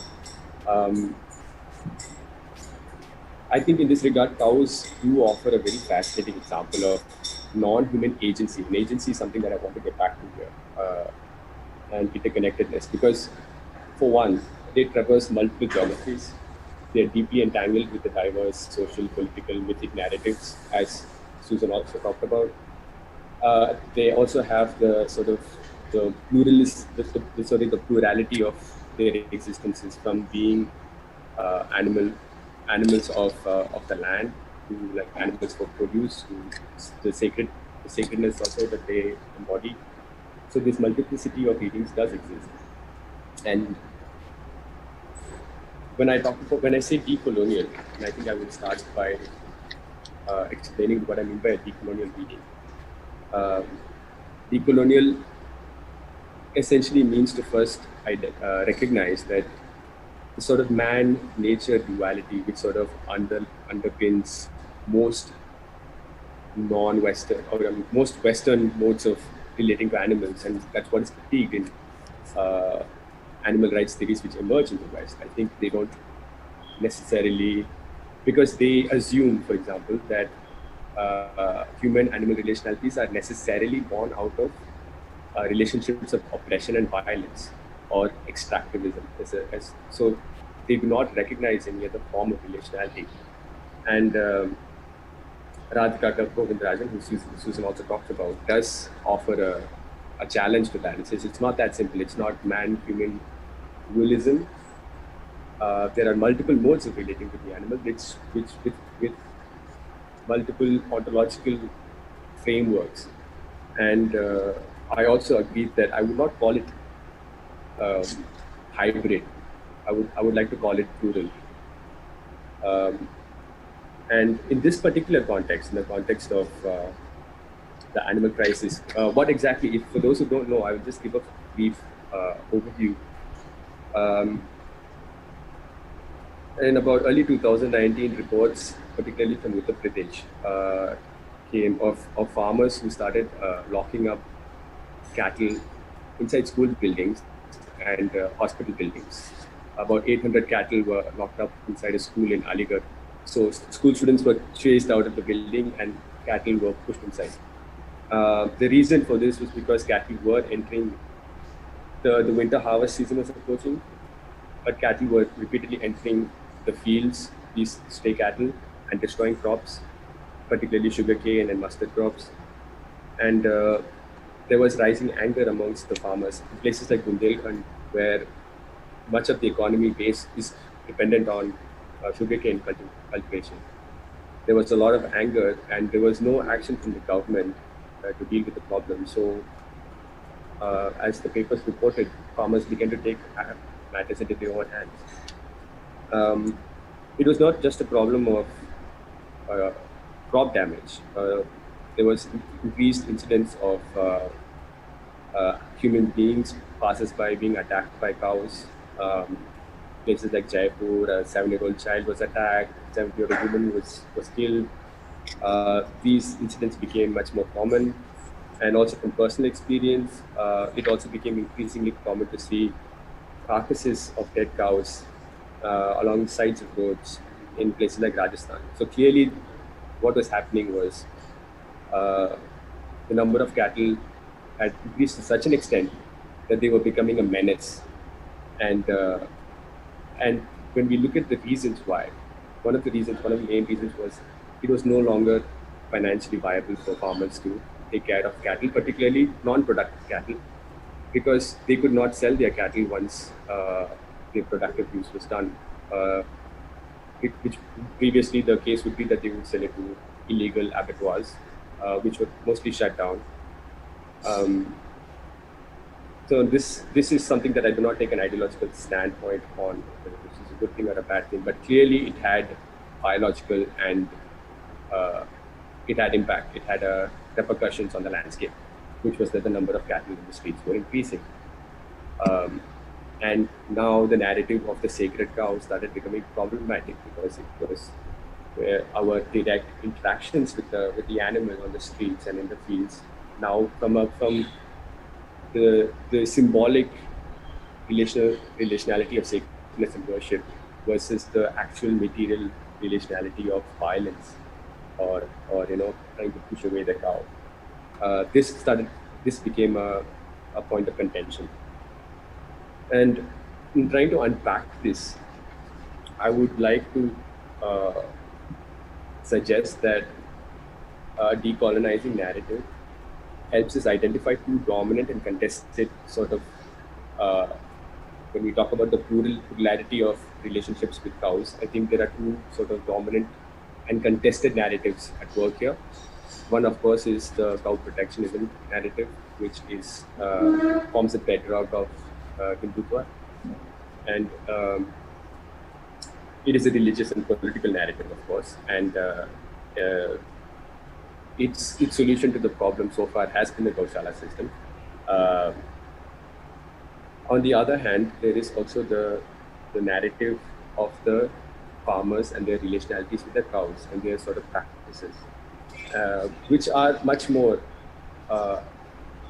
based on lived realities of the biologies of the cow, the capacities of the cow, of the affective encounters with the animals on a day-to-day basis. And these two narratives are contested now. A decolonizing narrative of identifying these two narratives, decolonizing reading helps us to sort of recognize also that animal protection movements are not necessarily motivated by ethical concerns or do not necessarily have emancipatory goals, especially if they are founded in sort of an anthropocentric, humanist, religious ideology.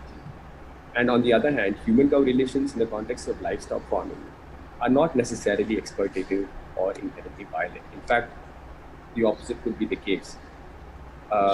Because I also additionally suggest that the relationalities that are born out of intimate entanglements with the cow, which is what the farmers share, not only with the cows, but also with the landscape, which supports both the cows and the farmers.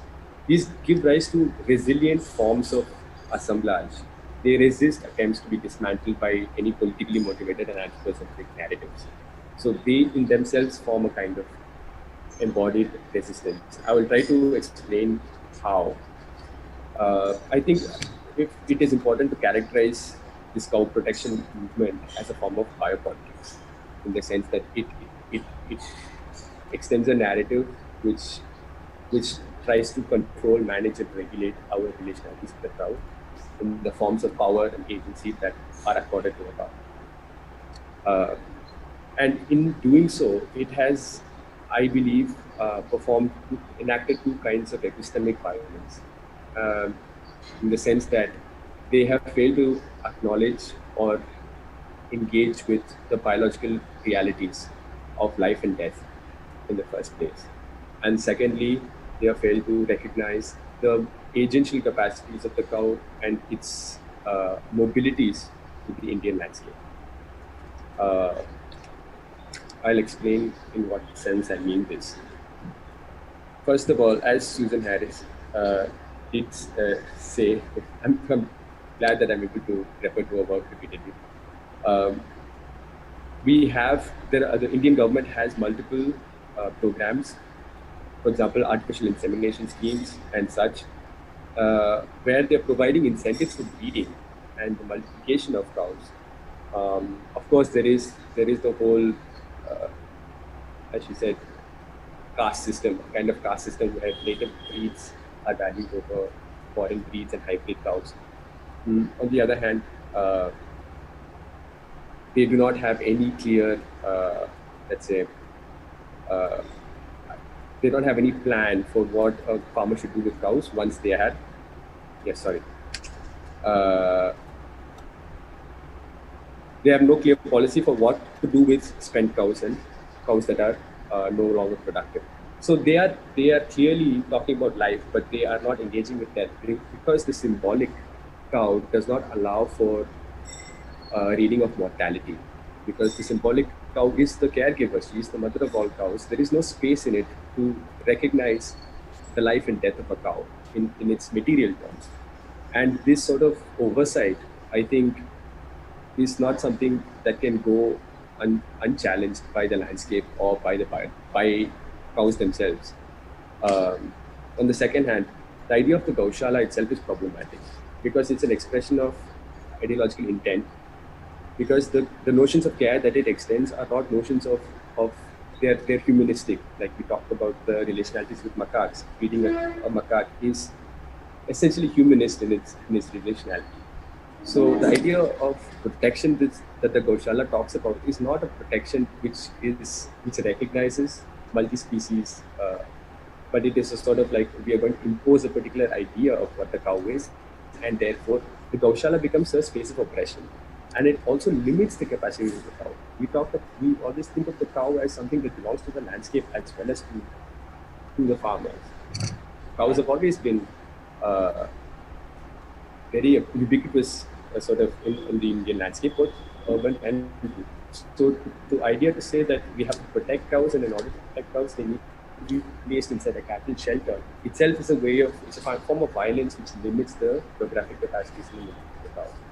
So I think these two kinds of epistemic violence are resisted, and I use the idea of Annaprata. I don't know if I have enough time to talk about it in detail, but Annaprata is a practice which is common in particularly amongst farmers in Bundelkhand and other parts of Uttar Pradesh historically, where they used to let loose cows into the land, and today it is mostly associated with abandoning cows that are unproductive. And Annaprata is really not practice of abandonment. I would like to reread that, and I would like to say that Annaprata sort of constitutes a form of relationality which recognizes the importance of land in caring for cow bodies.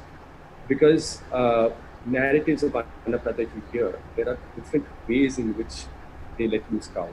In one instance, farmers would let loose young female cows in the hope that the land would care for the cows, and they would return to the farmer when they were pregnant. This is a sort of a story that a farmer would say, that we're releasing the cow, she's a young cow now, she will come back to me when she's pregnant. Implicit in this act is, first of all, faith that the land will take care of the cow when I let it loose. Second, the fact that I am not imposing a sort of breeding regimen on the cow, but I expect the cow to take care of the breeding aspect and come back when she's pregnant. And secondly, there's also a relationality of trust and faith in the animal. So it exceeds just a sort of productive relationship or a sort of an instrumental relationship between the cow and the farmer, but maybe an element of intimacy here. Secondly, also cows, male bulls would be released as they were consecrated and released when an elder in the family died. So again, this male bull was a form of reproductive agency. So during times of need, when you would release your female cows out into the landscape, there would also be male bulls of usually good breeding, which would be released as a form of sacrifice, and therefore they would breed and ensure that cattle didn't die. In other words, the landscape took care of the reproductive capacities as well as the well-being of the cattle, along with the farmers. So farmers and the landscape were co-constituents in maintaining the well-being. So all three. So that is how I sort of characterize this as an assemblage, a multi-species assemblage, where the cow, the land, and the animal are all interrelated to multiple frameworks of care and trust. So now, how can we look at Annaprata as resistance? Could you please start winding up, please? Yeah. This is my last. Thank you. very much. Yeah. Let me just, perhaps it'll be easier for me to read the last part.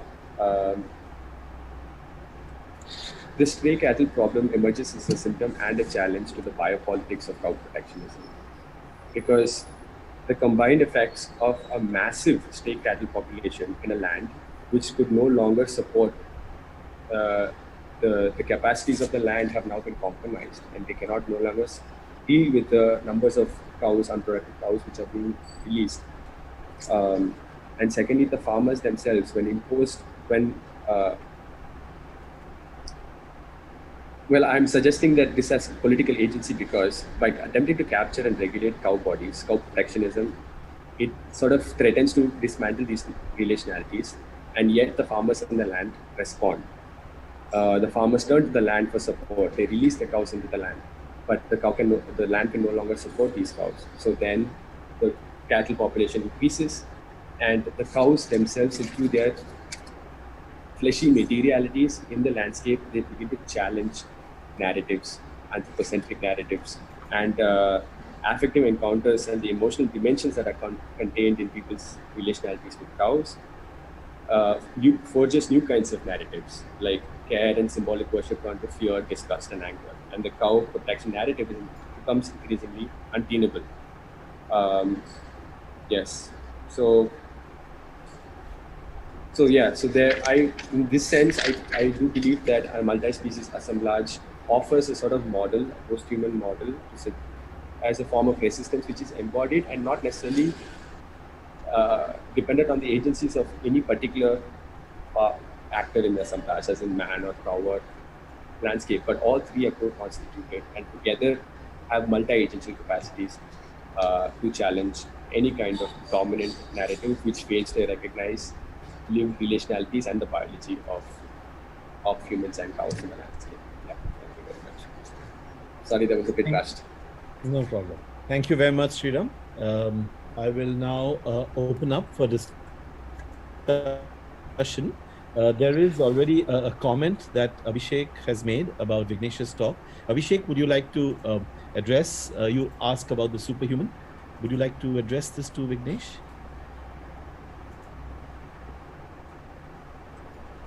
Hello, am I audible? Yes, you are. Hello, sir. Hello, everyone. Thank you. Yes, I mean, I just read that paper, and I mean, I had heard about Jallikattu earlier. In fact, I think there was also a movie about it about 1 or 2 years back, and I was just curious about that. I like look up, so I thought that there's also a superhuman aspect involved in that sport. I mean, although of course calling it superhuman would be more of an anthropocentric perspective, but I thought, I mean, since the paper focuses on the experience of pain from the point of view of the bull, but I mean, looking at the videos, I thought there is also this very visible and tangible aspect of pain that is felt by the participants of the sport, and I thought it almost borders on superhuman. I mean, the kind of participation or performance, or the kind of task it involves to almost battle the bull, or whatever they're trying to do with the bull. I mean, I don't understand the sport so well, but yeah, I mean, I thought that there is definitely a kind of a superhuman aspect that is involved in that sport, and I thought that pain is also something which is important. But of course, yeah, I mean, I understand that the paper is more from the animal's perspective, so in that sense, yeah, I mean, this pain won't really be that significant. So yeah, that's what I felt. But I think it was a very interesting paper. So thank you Vignesh. Thanks for your comment. Go ahead, Vignesh. The videos, it's nice someone just Googles the topic in YouTube and sees it. It is the videos, I think I wanted to say some other thing regarding the videos also. The videos which are mostly in the internet are after regulation. After 2017, the sport is highly regulated. You might see the participant wearing jerseys, and many rules has been formed. Even then, citing a superhuman, the understanding really excites me, because I always felt after the legal regulation, the humans are no more no more like no more graceful. I felt like that.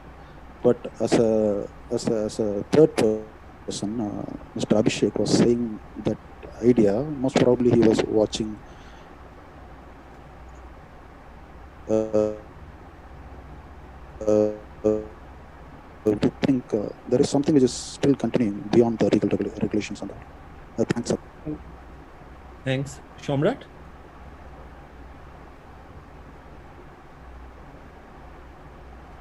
Yeah, I just wanted to say something to Sriram.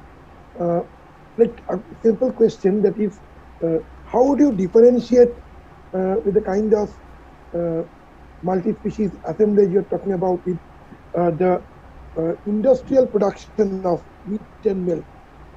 That is my precise question, very brief. Yeah, so can you respond to this?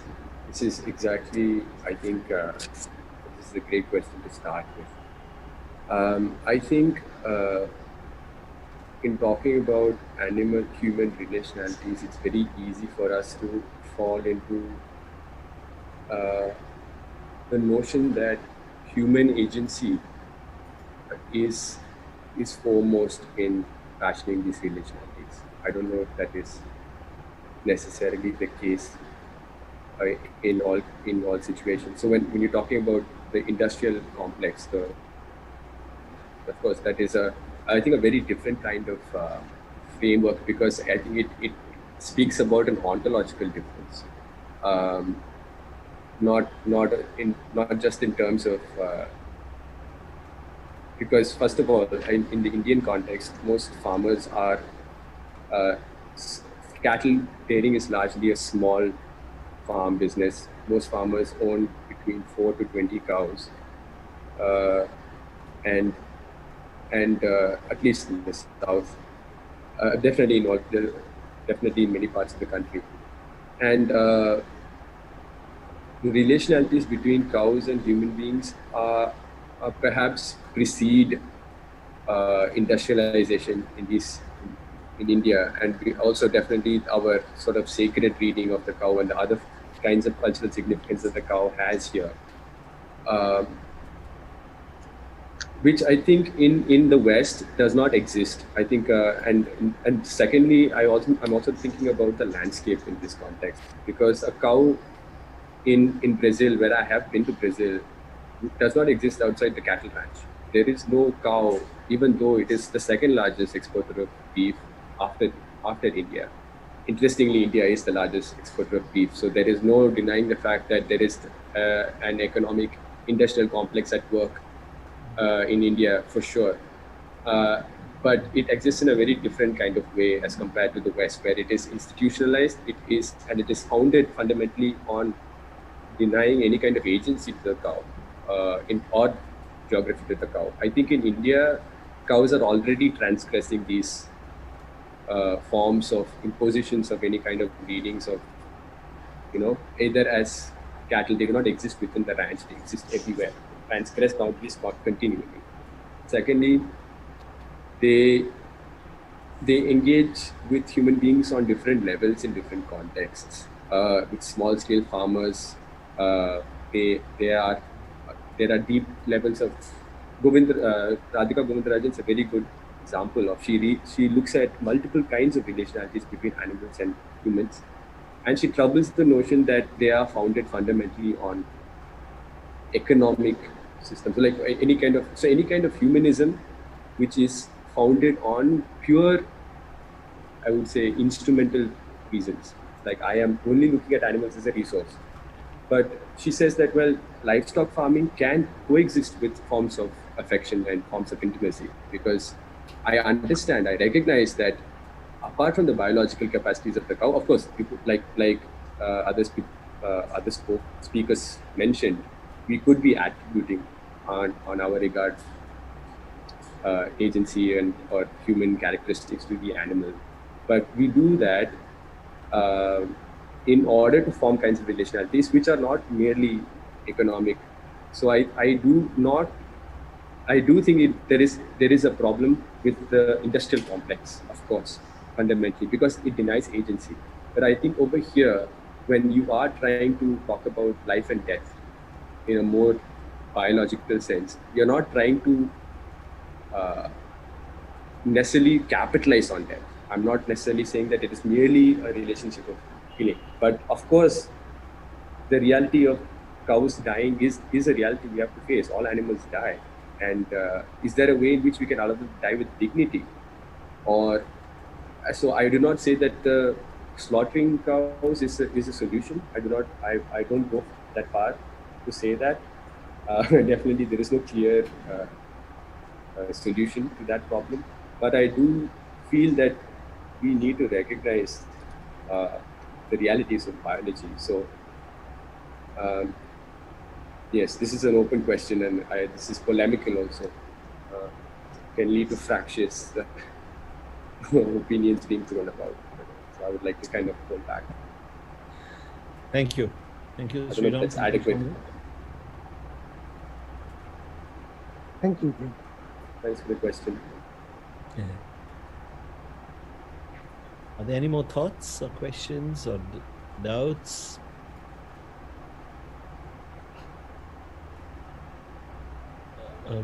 Are there any questions on the YouTube channel? I think there are some questions, but I think it is... Maybe we are running out of time, is it? Yeah, I think so. Yes. Okay. We have to start another session here. That's right. All right. So thank you very much to all the speakers and to the audience for your interactions and for your talks. It just reveals how many different angles there are and how many different perspectives there are, and each reflects not only on what the speaker was speaking about, but also on the speakers themselves and how they come into this as post-humanists. So thank you once again, and I hope these conversations will continue in the future. I definitely, personally speaking, have a lot to learn from them. So thank you once again, everyone. So over to you, Shamrat. Thank you, Anindya. Many thanks for being here, for doing whatever you are helping us in different ways, for chairing the session, also for your wonderful session. And I think we can shift on to the next session, which will be chaired by Jonathan K. I invite Jonathan to take control over this for the next session, and then introduce the two discussions of the next session. Jonathan, please, can you come? Actually, Shamrat, so Jonathan can certainly come on. Jonathan, I'd like to introduce Jonathan K. Jonathan is a PhD student at the California Institute of Integral Studies. We can't see it, yeah. So on Francesca's request and Jonathan's request, we'll have a short break. And during this short break, Jonathan will introduce a short musical interlude for 5 minutes.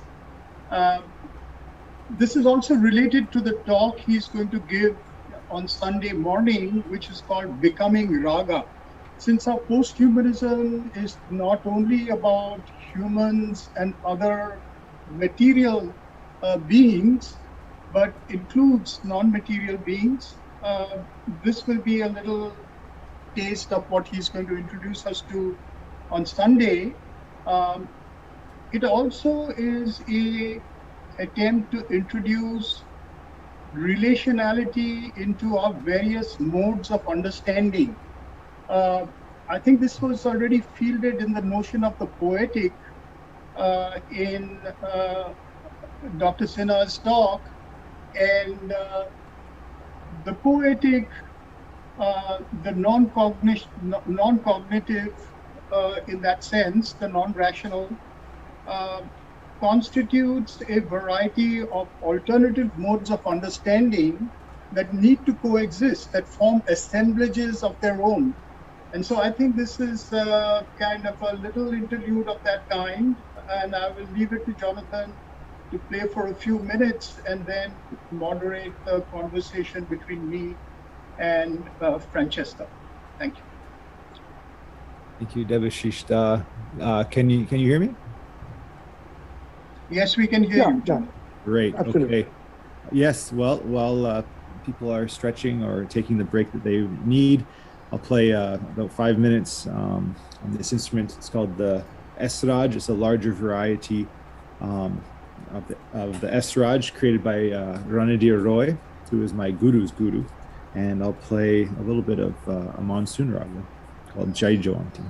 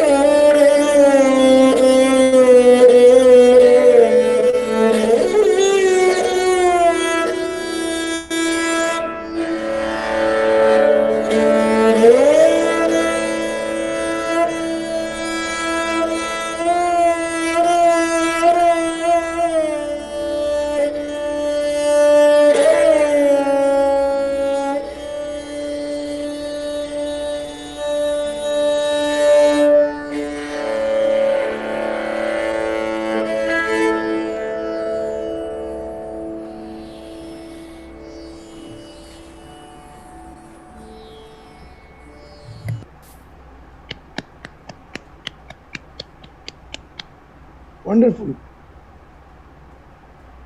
Thank you.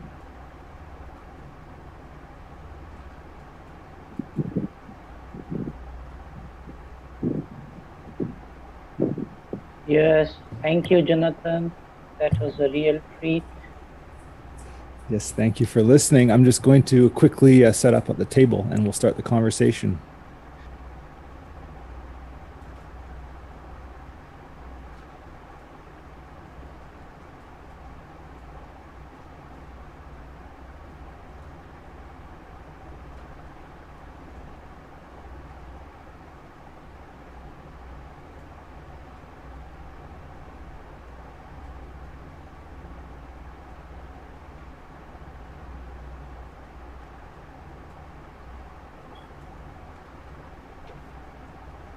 That was amazing, Jonathan.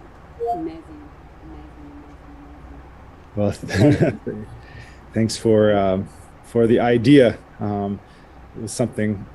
Usually, I like to think musically, be musical. So it's always nice to be able to incorporate music into these types of get-togethers and events. So I'm very excited for this conversation between you two.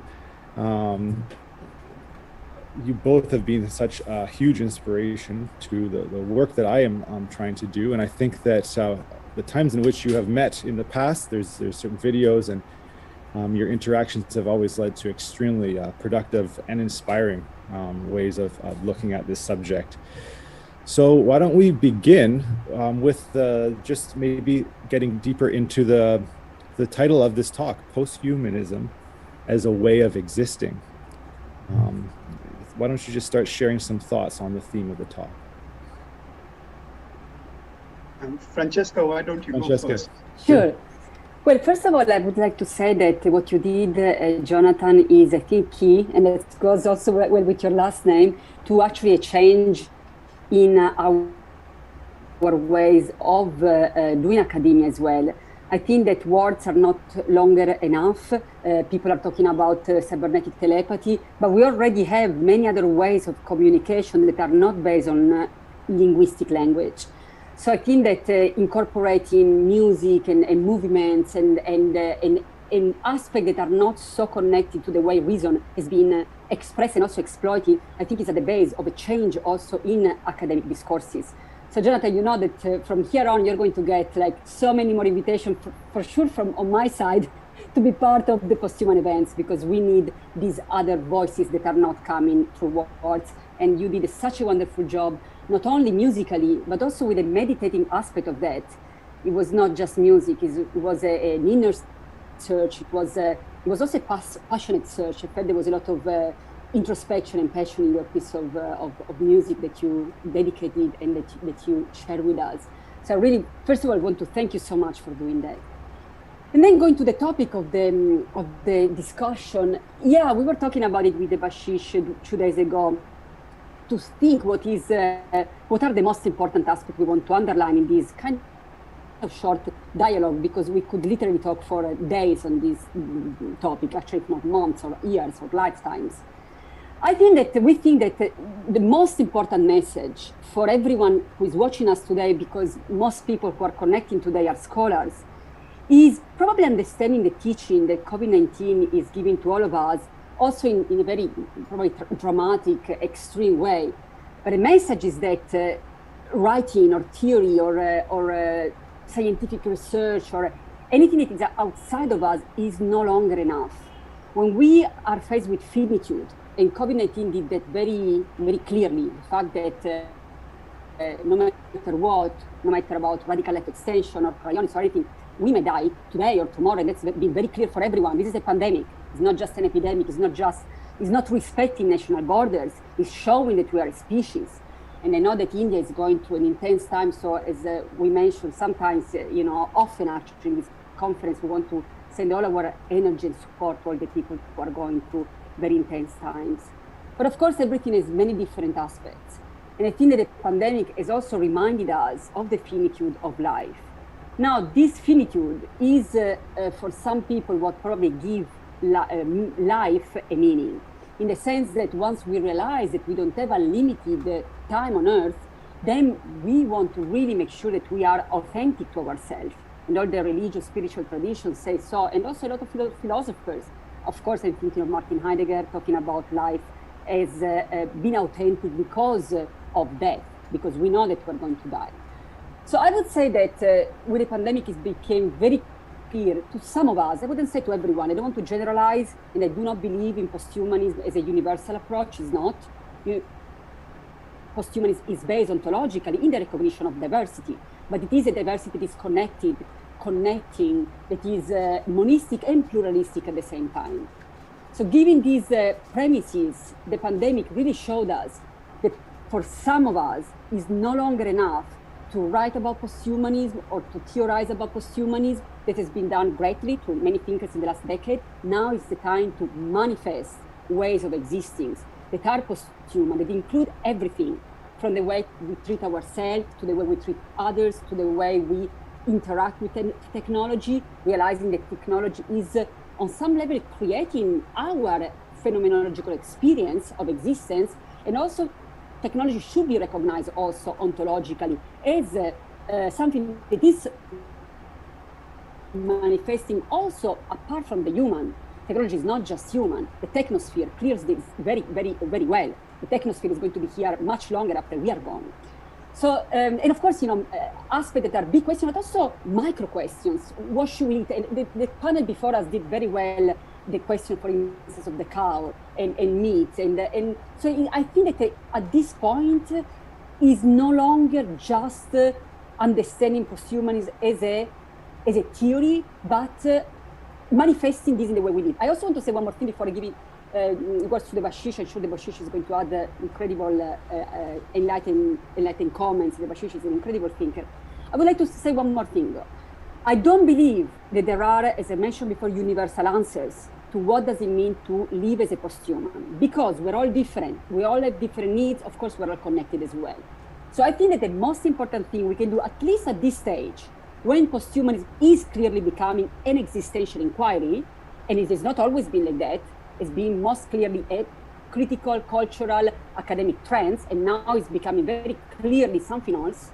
I think that at this stage, instead of trying to give generalized universal answer that should apply to everyone, that fit for all type of measure that is never such as such, is more asking questions that we all feel that should be asked, and also trying to find our own unique voices, realizing that even our own unique voices is going to change. Because maybe the answer that I give to my diet right now may change 1 month from now or 1 year from now. So I would like to say that at this stage for me, it is more important to try to address questions together instead of trying to give answers together. Because I think that it's through the dialogue that we are going to understand more who we are as individuals, as societies, as species, as a planet, or of course interconnected. And this is also why we thought about this particular event, this particular moment as a dialogue instead of a monologue. And of course, from here, I'm going to give words to incredible Debashish. And thanks Debashish, and thanks Jonathan for your incredible works. Thank you, Francesca. So I think, as you mentioned, I think what would be good is for us to keep some space for kind of a larger dialogue. Of course, we'll also have some time on Sunday during the last roundtable to extend this dialogue. But I think the point you make about posthumanism as a way of existing and its urgency today is really absolutely the central issue of our time. I think it's a time that has been coming, so to say. And today, what we are finding is that, on the one hand, the entire chapter of modernity, which is really imbued with the anthropocentric and with the humanist, has come full round.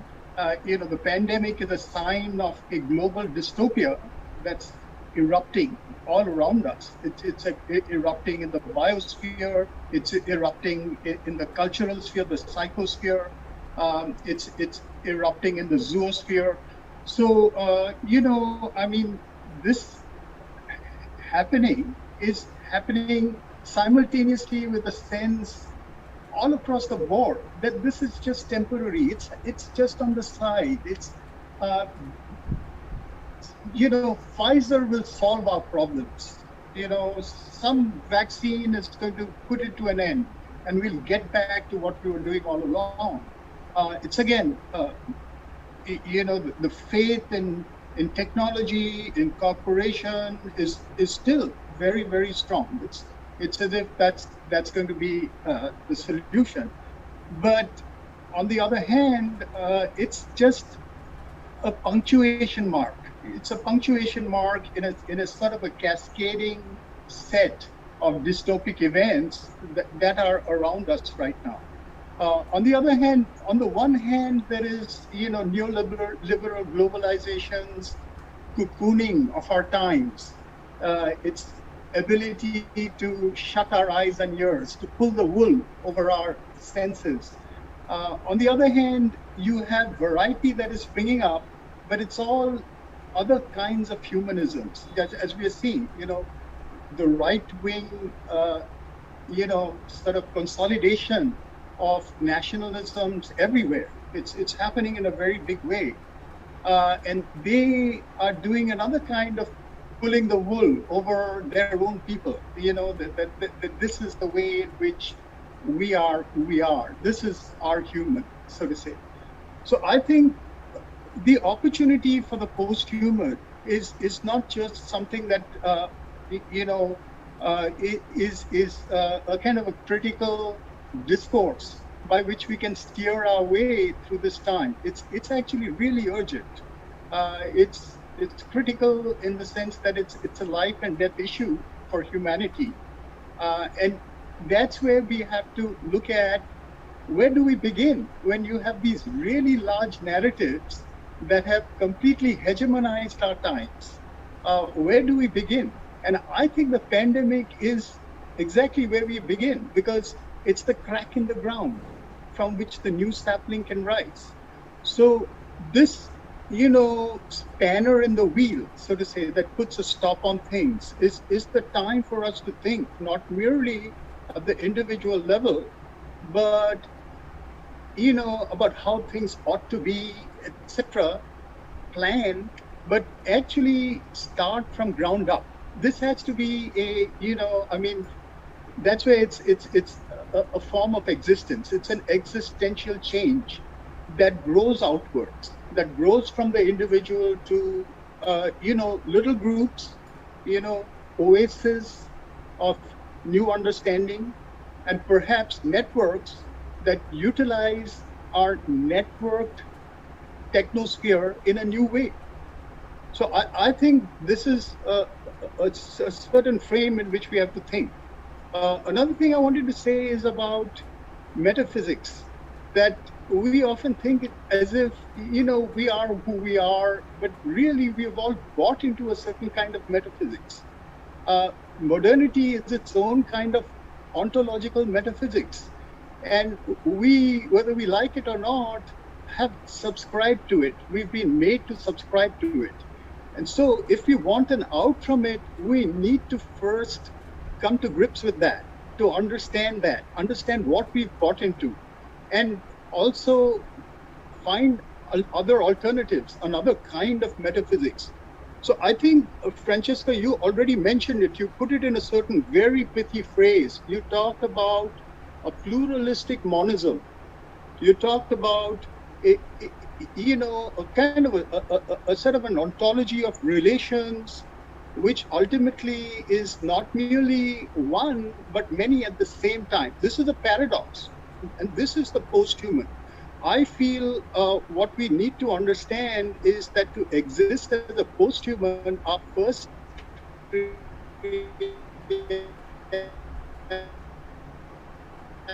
challenge the metaphysics of duality, and to arrive at a certain kind of state of comfort, a state of endurance, because it's not a state of comfort, it's a state of discomfort with paradox. How can we endure paradox? It's really not a kind of an easy thing. It's easier said than done. So how do we do that? Now, I had a couple of things to say about that, and then I'll hand it over again to you and to Jonathan. Today I was really taken by Dr. Sinha's talk about the macaque, and I picked up on that term that he used, intimacy.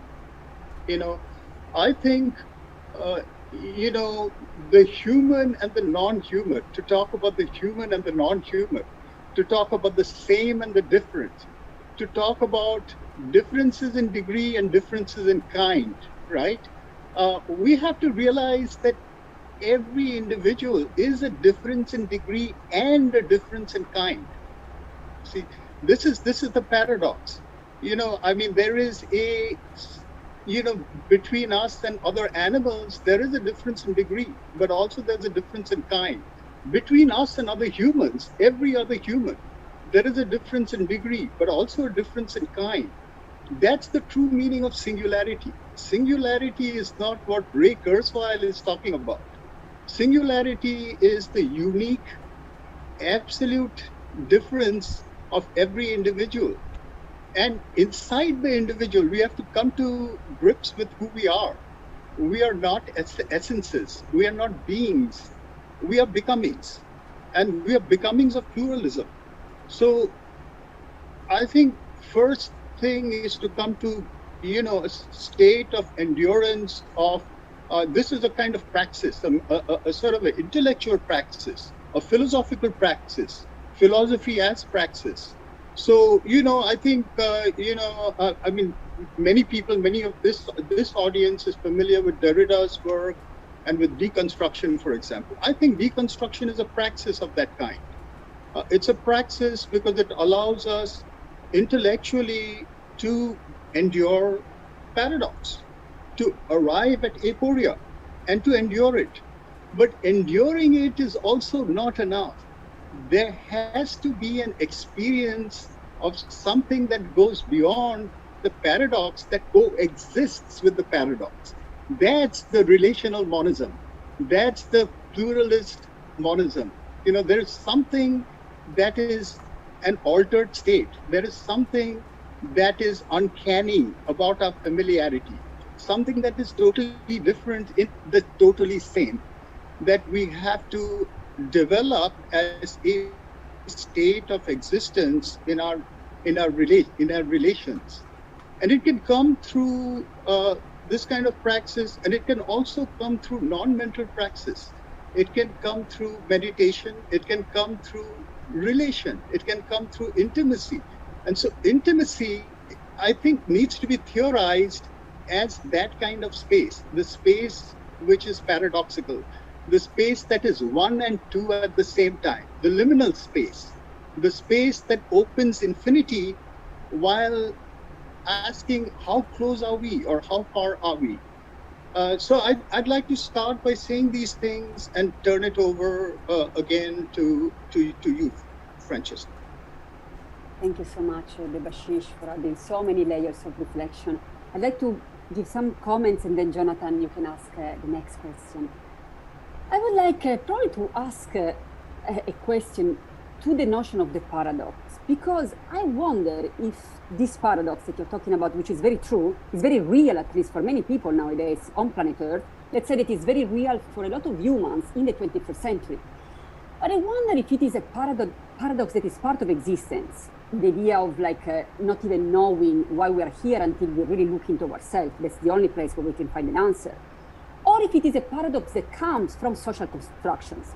And I want to say that this idea that, one and many at the same time sounds like a paradox if we go through the trajectory of reason. But if we go through the trajectory, for instance, of living experience, even us, our own experience of ourselves, if I think of myself 10 years ago, or 2 years ago, or 5 years from now, I see a different self that is, of course, connected. So we have, one main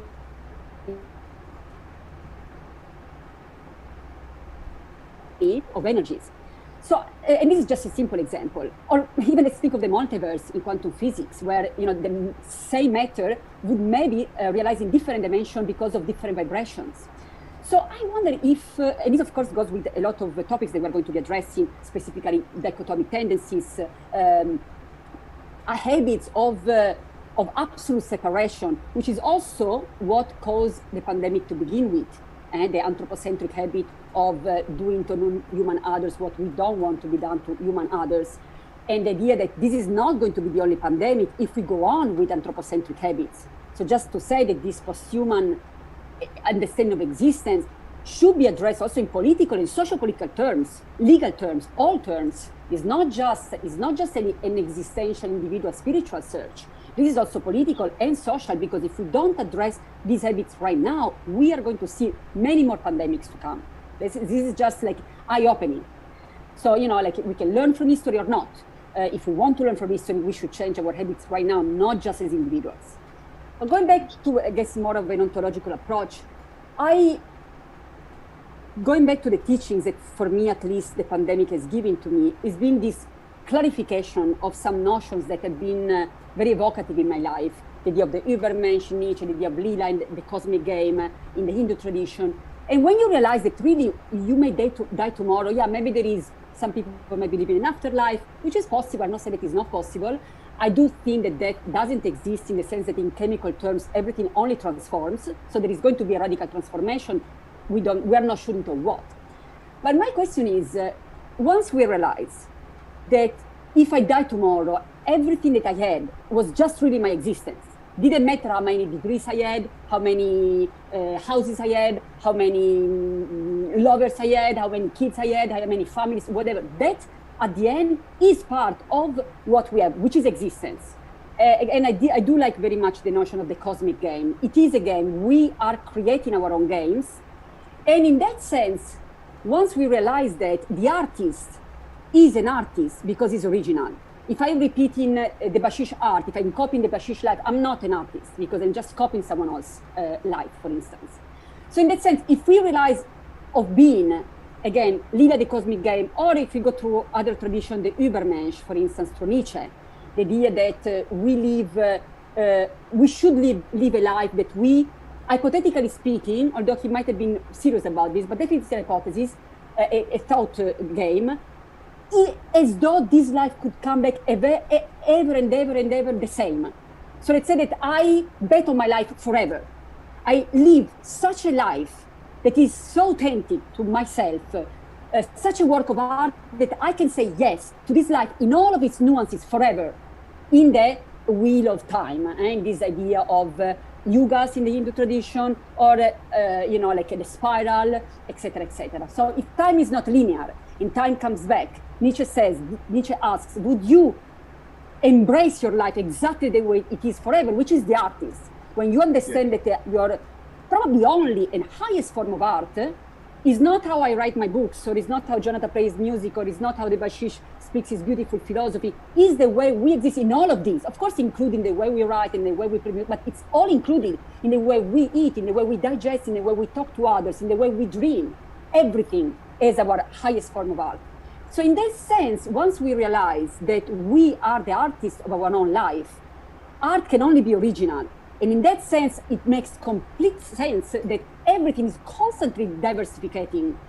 Evolution, we are constantly evolving. It's almost like the only tendency that I can really see in existence is this drive towards a poetic aspect. If you take a walk in nature, that's so obvious. Art is everywhere. But it's only in cities. If you look at the micro aspect of cities, art is everywhere as well, and also in the macro. So in that sense, I wonder if this idea of the paradox, where for the rational mind, one and many cannot coexist, is a construction of the way we have been socialized and educated. So yeah, Francesca, I agree with that, but also, ontologically, we are highly mental beings. Mentality actually constrains our ontology to a very large extent. So it's part of our ontology. I think it's a predominating part of it's not only a construction. So in that sense, I think whatever we experience comes with the baggage of the paradox, because it comes with the binary aspect of the mind. The mind tries to look at things in a binary way, but there are other capacities in our experience, as you said, the whole flow of becoming, which is its own kind of experience. This is what Bergson is talking about regarding, the switch from our, kind of mental space-oriented ontology to an ontology of becoming, to experiencing duration. I think that kind of experience coexists with the ontology of actual binary, A or B, that kind of law of the excluded middle of the mind. And I think what happens with most people is that they actually are swallowed up by that particular construct that you're talking about, which is also part of their fundamental mentality. But if we can have the two together, then we experience alterity. That's when we really experience alterity. That's when life becomes really full and plural. You have that sense of something which is paradoxical, but also which is full of promise and which is full of what you're saying, of art. That's how I would respond to what you're saying, Francesca. Thank you so much, Debashish. And of course, we can go on forever about these amazing topics, but I think Jonathan has some beautiful questions. So should we go back to the... Yes. Sure. Yeah, I mean, where we've sort of come, we've talked a lot about the theory and practice and what it looks like, what it may look like to exist as a post-human. I wanted to bring in a little bit more of this then relation of the individual and the collective, because you had brought up earlier the ethical, the political aspects of this. And Debashish, you mentioned, and Francesca, the COVID has been a rupture in this cultural container, right? And so this is an opportunity to get beyond kind of the confines or a lot of the habitual ways in which we are still bound to a humanism. And Debashish, you said something really interesting. We can build ourselves from the ground up. And part of your work has been talking about the importance of goals of becoming, building structures of becoming. So maybe I could ask that question in terms of the individual and collective relationship. And part of that would be differentiating the difference between a radical relativism or a comprehensive pluralism. That's one aspect. And then the other aspect is for both of you, what are some adequate goals of becoming for this kind of post-human existence in a collective sense, especially? Whoever feels can jump on. Francesca. I can go first, or Debashish, you can go first. Please go first. Okay. Thanks so much for this important question that really, I think, bring us to an important topic that I think a lot of the people who are listening to us are very interested in, which is education, which is socialization. In fact, as you say, there is no individual without different layers of understanding the individual, the social, the biological, the planetary, the species. Think of us. We could not be here if there were no humans before us who conceived us. We could not be here without a planet. We are not just living on a planet. We are part of the planet. We could not be here without other non-human species, because we need many other non-human species to live in a habitat that is giving us the conditions in order to thrive, not only survive. So this is very important when we understand who we are and when we address the question of the self. And this is when I think it's really important to think of education. Think in the way we have been socialized to define ourselves through strict categories. Now, think, for instance, of the categories of genders and races and ethnicities and nationalities and all of this. I don't want to undo all of these. I'm thinking that realizing aspect of ourselves may be useful to understand, for instance, better our biology or our political bodies, etc., etc. But it is very important that the way we are socializing young humans from a very young age changes drastically. Think, for instance, how someone who is not even born, someone who is in the belly of the mother, at the moment mothers are conceiving, in the future maybe fathers as well, but we're mothers at the moment. And how the first question asked to the mother is a boy or is a girl? That is not a neutral question. because in this specific society, and I'm saying global society, most societies are strictly patriarchal. Let's think, for instance, of all the dynamics of races that go at play in many different societies. Let's think of the dynamics connected to class and caste that go in the place in many different societies. So I think that, as we were mentioning before, if existence is all we have, and we are playing a cosmic game, I also realize that there are games I don't want to play. There are games, the hate game, there are, the war game, there is the violence game. There are games that are bringing a lot of pain and a lot of sorrow and a lot of death. So I think that's when we realize that we have choices. We always have choices. Of course, they are situated choices. They are embodied choices. To this, I would like to connect to your question about relativism or perspectivism.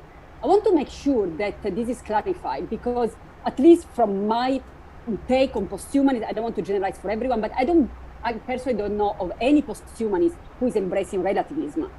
Just to clarify for the people who are not into philosophical debates, relativism is when I say, well, everything is okay because someone is just radically different from me, so it's I cannot really judge them. That's the idea that anything can go because I'm not you and you might be radically different from me. So if you kill me, I cannot really judge you because your inner goal maybe was to kill someone. So that is, of course, I'm taking to the extreme and the simplification of the question of relativism, but just to make sure that everyone follows us. The idea that at the end, really nothing we can do because diversity is radically different ontologically speaking. Now, we have a very different take on this. Again, I don't know of any posthumanists who are relativists. We may eventually appear some groups that are talking about it. I don't know any. I've been in this field for 20 years. I know that most of the posthumanists that I am in touch with and I know their work are into perspectivism. Let's clarify what is perspectivism, which comes from many traditions. Of course, if we go from India, this is a symposium about India posthumanism. Jainism is an excellent example of perspectivism. If we go to other traditions, again, Nietzsche can come. But also, for instance, American Indian cosmologies are based on perspectivism. So perspectivism means that in order to exist in this dimension, we have experience of this dimension. There may be others out there, but we know this dimension. We're all experts in this dimension because we've been here for decades already. In this dimension, in order to exist, you need some form of embodiment. It doesn't have to be physical. It could be digital, for instance. Avatars could also be considered some type of embodiment, and avatars could become eventually conscious. So it doesn't have to be connected to physical bodies, but there is some form of embodiment involved. Now, this embodiment, though, is not a cage. Let me clarify this. So, yes, it is a perspective, it is embodied, it is situated, it's very important. So I'm not going to generalize my take on existence for all of you because I'm sure that none of you would fully agree with me because each of us is different, each of us is the artist of their own existence. So I can only learn from all of you. That's why we're also going to have a nice Q&A section at the end, not only to answer, but also to learn from you, from everyone. This is a pluralistic debate. Posthumanists can only be based on pluralistic debates. I also want to say that I also want to be very clear because there are some tendencies in some extreme form of identity politics or in some extreme form of feminism or in some extreme forms of nationalism in which I can only talk from my strict, small perspective. So I have to categorize myself so clearly that at the end, all these cascade of categories as female or non-binary and Italian and American, and at the end, it becomes instead of a key to understand existence as it is, existence is never dichotomic. Existence is never absolutely separated from others. Think that right now, I'm in connection with all of you. I'm breathing air, the same air that many non-humans are creating for us, and many humans are breathing with me. I'm never just a closed being. We're always open to begin with, even at a biological level. I just want to say that this idea of situating yourself, if it is a position of humility, is an important position in which I'm not generalizing my take on existence for everyone.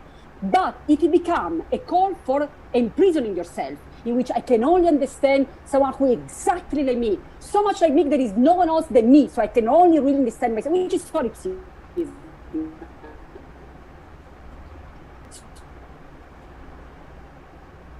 only really know myself because I cannot even be sure that you understand me right now. Because you might say yes, and you might be thinking about what you're eating tomorrow, which maybe some of you are doing, which is fine. But the idea of solipsism is the idea that I can never really know apart from what I know because I am in my own existential cage.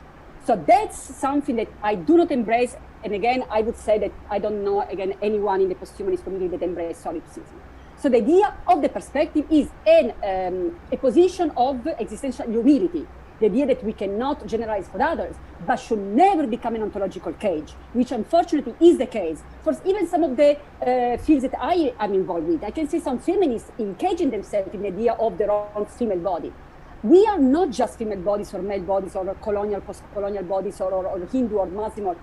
Those are keys to open doors of existence. But for instance, let's think of mystical perspectivism. For instance, mystics say that we are always everything.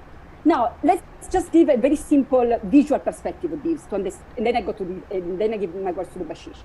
Let's think that the perspective means that I am an I. Of course, I'm using a little bit of an ableist metaphor, and I'm sorry. I have a lot of people who I deeply love, even family members who cannot see. So it's not an ableist metaphor in the idea that you need to see with your eyes, but the idea of see without your eyes, the see of understanding. So let's say that with metaphorical eyes, our body is the eye. Everything in our body is conscious, everything in our body is aware. So if everything is like that in existence, I can only see when I am seen. And in that sense, it's almost like the mirror that is mirroring itself, is the endless mirror. So in that sense, the location in which you are at the dimensional level does not matter, because when you are the eye that is reflecting everywhere, everything is aware, kind of type of panpsychism. So just to finish up, posthumanism, again, I don't want to universalize, but until now, I don't know of anyone who is embracing relativism. Relativism, it was more like, a doctrine that was embraced between the 70s and the 90s. Then a lot of people got, seen the limits of relativism.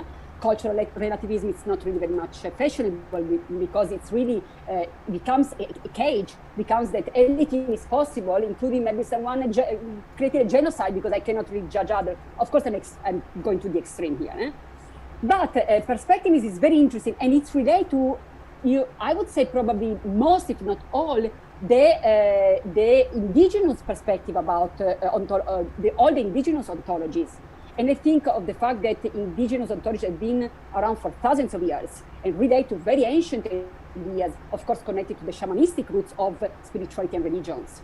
So from here, of course, I'm going to go to the Bashish, but thank you so much, Jonathan, for the excellent question. Thank you, Francesca. No, I completely agree with you. It's not at all about relativism. Coming to perspectivism, I think we all do and do need to build our own genealogies. Our pasts are not given and our futures are not, just like our present is not given. There's no common present that we share. We share conditions, but we are different beings within that condition, and those beings again are forms of becoming. So at this point, I think, as I'd say, if we talk about humans as a kind of structure, a structure that is changing, but still as a kind of structure with a certain type of relationship with time, if you want to call it that. Our relationship with time is closely related, or closely has to do with being able to actually look back at who we were and what we will become. And looking back at who we were and what we will become, this perspective, that is perspectivism, is something unique for every individual. We have to form our own genealogies. What is common about the genealogies is the world that we must actually empower, that that's where we are coming to the coexistence of the one and the many. We have to have our own genealogies, and we have to build our own individualities, which is really the individual. The individual is an ensemble. side of all our cultural realities is an ensemble. And the individual that is phenomenologically situated is an ensemble. And these are both individuations. And so these individuations have to stand for what somebody like Gilbert Simondon calls the trans-individual. You know, we are in the process of forming the trans-individual, and we are fractal individuations of the trans-individual. So from that point of view, if there is a certain kind of perspectivism that respects that, that would be a certain commonality. But within that, there is absolute diversity from the viewpoint of what you're saying, pluralism, radical pluralism, pluralism that goes down not only in the recognition of others as plural, but in the recognition of oneself as plural. So I think I'll stop there. Excellent. Beautiful. Yeah, absolutely. Wonderful thoughts, both of you. I was wondering if we could talk a little bit about how the spiritual traditions, the mystical and spiritual traditions of the world can help us in this developing a posthuman perspective. Francesca, would you like to start? Sure. Thank you so much, Jonathan. I'm also very excited and honored to mention that Debashish and I are co-writing an entry on this topic, specifically posthuman spirituality, for the upcoming upgraded glossary edited by Rosie Bredotti and published by Bloomsbury. So that's definitely a very important question, and that we realized that it was something important to mention. Well, let's say first that spirituality has been going on within the human species much longer than the academic tradition, as a much longer pedigree than the traditional reason, because the traditional reason can be pretty much traced on specific thinkers realizing that the human could be defined as a rational being, a rational animal. Think of Aristotle, the idea that humans would be defined through reason, which of course, again, was not neutral. A lot of humans were not considered reasonable animals. For instance, women were considered emotional, people who were not white slaves were considered people without reason. So we're going to see that the pedigree of spirituality is much longer than the one of reason. In fact, even if we look at the Paleolithic time, we look at the paintings left in the caves, we see traces of spirituality back then. So we can say that spirituality has always been part of the human, probably because humans die, and probably that the question of death not only haunt, but also become the way towards enlightenment for people who realize that life as it is an experience that is starting and that eventually ends. So I think, first of all, I would like to mention that spirituality has been around much longer than other traditions, even the tradition that we are locating ourselves, which is the academic tradition. I also would like to say that there is a lot of skepticism from academics towards spirituality, because spirituality is not something that can be proved scientifically. Now, I would like to say a couple of things about this. The first one is that, of course, spirituality cannot be proven scientifically because it's something that cannot be based on reason. I cannot understand my spirituality based on the pattern of reason. Actually, probably in order to understand who I am from a spiritual understanding, I have to leave reason aside. A lot of meditation techniques teach you that if your mind is still chatting inside yourself, you're not really meditating. In order to meditate, in order to understand you as the whole, as this unlimited potential, you need to quiet your mind. Otherwise, and on this, I don't want to go into those traditions that think that the ego is bad and the mind is terrible. I don't want to say that. I think the mind is very useful, especially to navigate our society, especially to understand that we are important, each of us, and that often the way we are treated is not because the way we are, but because of specific lines of discrimination in specific societies. So someone maybe who is female is going to be discriminated against in a sexist society, or someone maybe who comes from a background that is, like based on, let's think, for instance,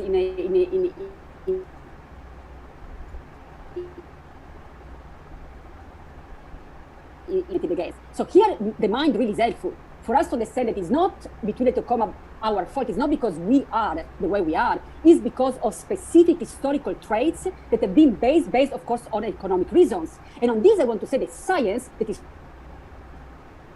so loved by the academic tradition, is also the reason why so many people have been discriminated against and so many people have been treated in different ways than others. Let's think, for instance, of the science of racism. It was based on scholars coming from the most prestigious universities, Harvard, Columbia universities. They were coming with deep racist ideas that were accepted, that were informing society. So I want to say, first of all, that this idea of science is good and is neutral should be really looked from the real history of science, not the narrative of science. Not this narrative that science is objective and is neutral and is for the good of everyone. It is not true. At least the history of science doesn't say that. I also want to be, of course, loyal and kind and acknowledging of science, because it's brought also a lot of good to society.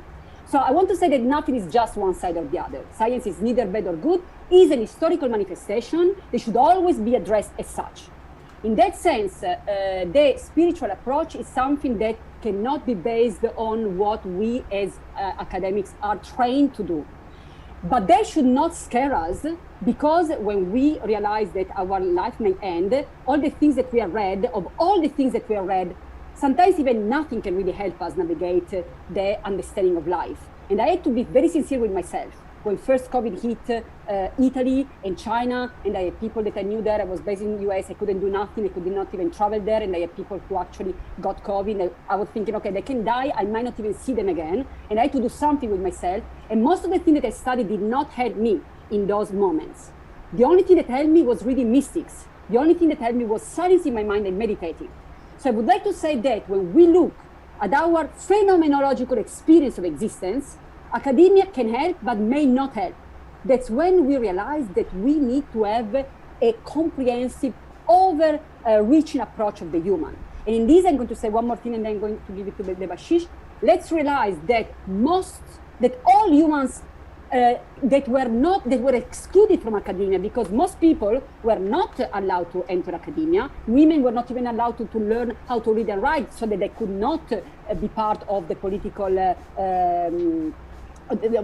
elite, and so all the other people who were colonized, enslaved, etc., etc., etc. So the people who formed these notions that became part of political agendas were a very small group of people. In that sense, all these other people, what did they do? If you look at the history of spirituality, it was embraced by slaves, by women, by people who were colonized, because it clarified that even if you're treated so badly, even if you're treated so poorly by others in your everyday life, you have dignity. You have dignity because you are everything, no matter what. And in that sense, no one can kill your soul, if you like the notion of the soul, or no one can silence your inner voice. And then some of the best books that we have were written in prison. Think of Martin Luther King, Letter from Birmingham jail. A lot of wonderful books were written from prison. So I'd like to say here that spirituality is an incredible source, not only of academic insights, if we really want to know who is the human, because most humans have relied on spirituality in order to survive in really poor conditions. Think of the history of capoeira, for instance, in Brazil. Think of many traditions based on spiritual, the songs, the spiritual songs from black slaves in the United States. So I think that when we are thinking of the human condition, and if we try to understand the human condition only from an academic tradition, we are already missing the point.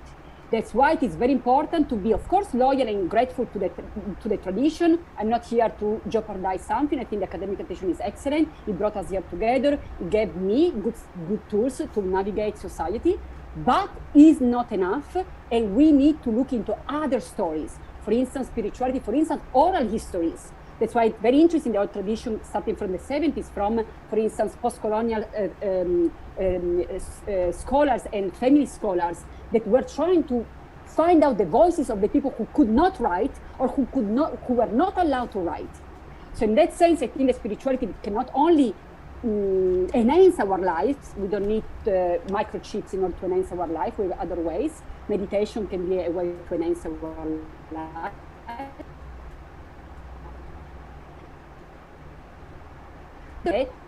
intelligentsia, from the intellectual elite.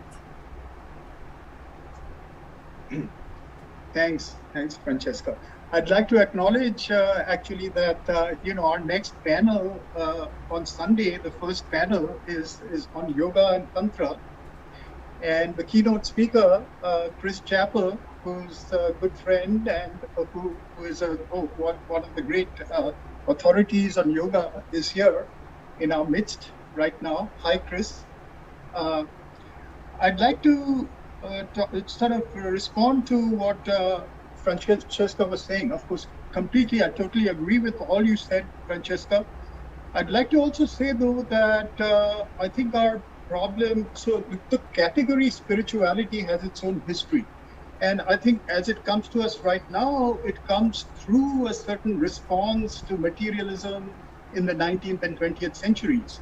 And also a response to humanism, because, the privileging of the mind, the privileging of rationality has created its own other. And spirituality is one aspect of that other. So it's really the hegemony of rationality, which, spirituality is really kind of against, one may say. And it's the hegemony of rationality that is central to humanism in that sense. But spiritual traditions have, in their own way, kind of been in relation with rationality, both as an aid to spiritual experience and as a way of describing spiritual experience. So, you have the whole notion of darshan, the darshan, which is yoga metaphysics. Yoga metaphysics is a way of describing what is called darshan, which is the sight or the vision, or even the term vision is very interesting, because if you're talking about non-dual experience, to have a vision is actually to have a paradoxical position. In other words, you are a knower and somebody who has erased the difference between the knower and the known, right? So the mind plays that part of actually envisioning the non-dual experience and being able to put it into metaphysical terms. So I think there is a new relationship between mind and other forms of experience that can be part of another type of post-human experience, talking about post-humanism as a form of existence. The other things I'd like to mention is that spirituality, again, due to its history in recent times, has tended to become anti-material. But all spirituality is not anti-material. And I think when we are talking about a post-human resource, a resource to post-humanism, we have to look at spiritualities that, empower matter, empower material existence, empower the world, empower the earth, empower human relations. So are there forms of consciousness, that actually relate, have some meaning? It's not a monism that is transcendental and erases the meaning of our existence. So I think we have to see spirituality and the spiritual traditions of the world from a certain point of view as a very important resource in what we call post-humanism. But we also have to see it critically. We have to impose our own understanding of what we need and what we don't need for going forward in our times. Finally, I'd like to mention that it's more than spiritual traditions, it's spiritual praxis that becomes a resource for us. We don't need to buy into specific schools or specific metaphysics. We need to create our own, but at the same time, we can utilize these as forms of a toolbox for going beyond what we know ourselves or what we think we are. I was seeing one of those questions that Anindya was asking, are we fated to be biologically human? That's a kind of an epistemological yes-no answer, that spirituality and posthumanism is not about. Posthumanism is about positing goals of becoming that are not necessarily here. And do they exist? We don't know until we experiment with our, forms of consciousness. So that's what each individual has to ask for themselves and carry out for themselves, because there is no given and there is no universal in the sense of yes and no. I'd like to just bring in one particular praxis, for example. The Buddha's second sermon. The Buddha's second sermon, traditionally given at Sarnath after his major, sermon of the Four Truths, is at the basis of what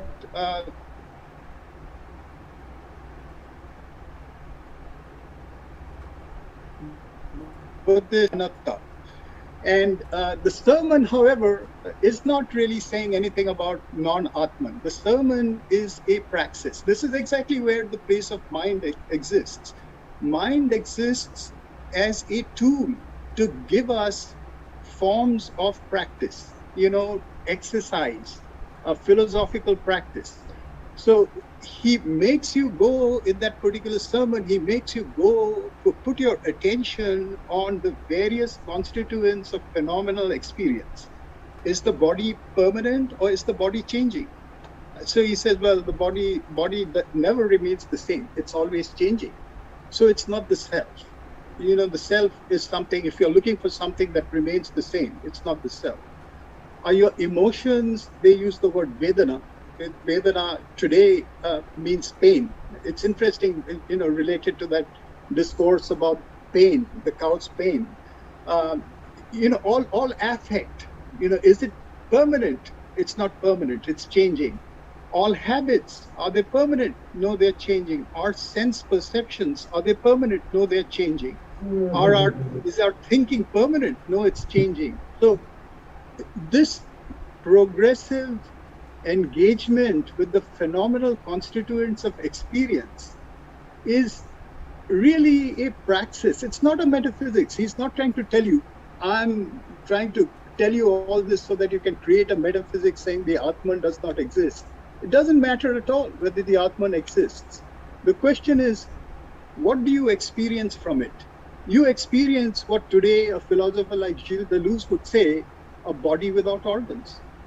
You come to something which is not constrained by the phenomenal forms of experience. What it is, we can't say.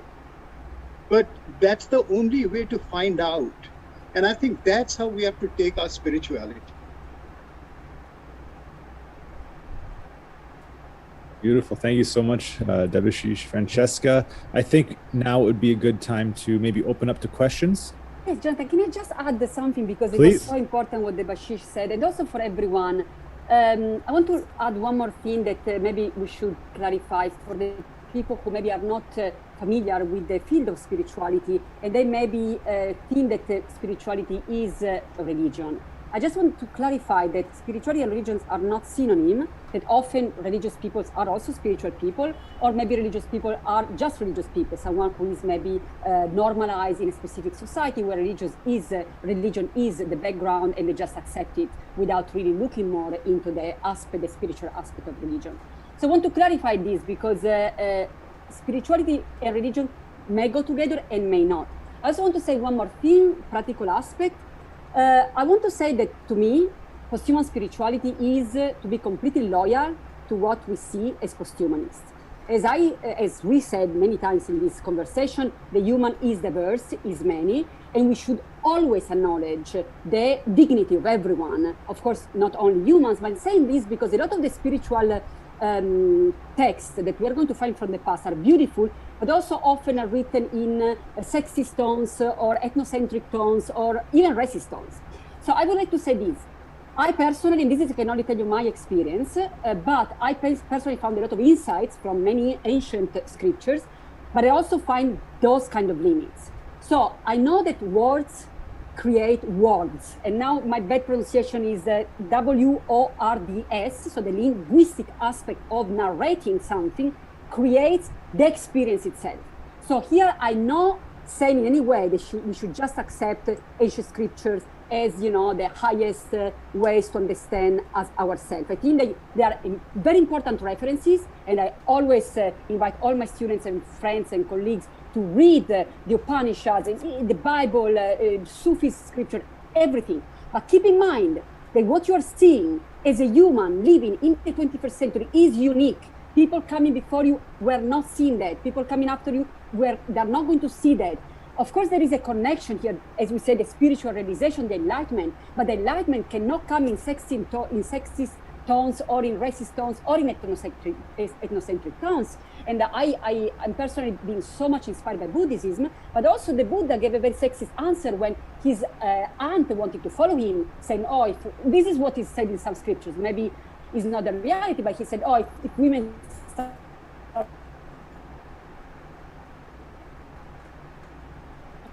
Buddha convinced him to accept her. So I just want to say here that I deeply respect Buddha. Actually, I think maybe it's one of the doctrines that really helped me more philosophically speaking.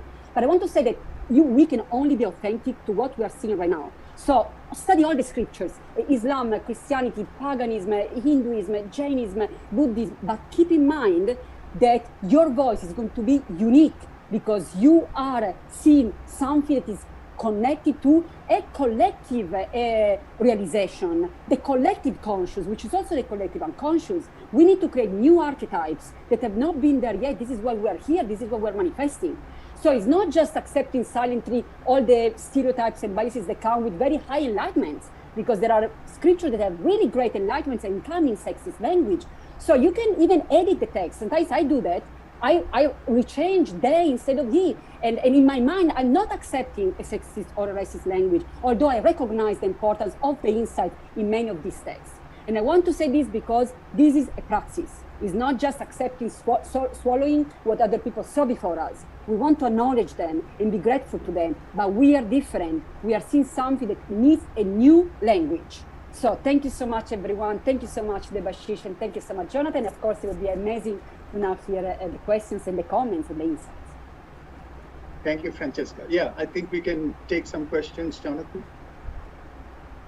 Sure, yes. If there's anybody in the room that wants to speak up right now, ask a question, raise a hand. I can call on you. We have a couple comments in the chat as well. So maybe, let's see. Yes, Christopher. Yeah, I'd like to, first of all, give praise to everything that was brought forth today. This is just such an important crossroads, but it's a return to, it's almost like the eternal return that we read about in Nietzsche, where these issues present themselves as new, yet what they do is they return us to a recovery of insights that, as Francesca pointed out, have been with us for many, many years. And I think if we look at this moment in the 21st century, we can see it as parallel to moments at the end of the 19th century and the beginning of the 20th century. And I wanted to lift up the insights of Thomas Berry in this regard.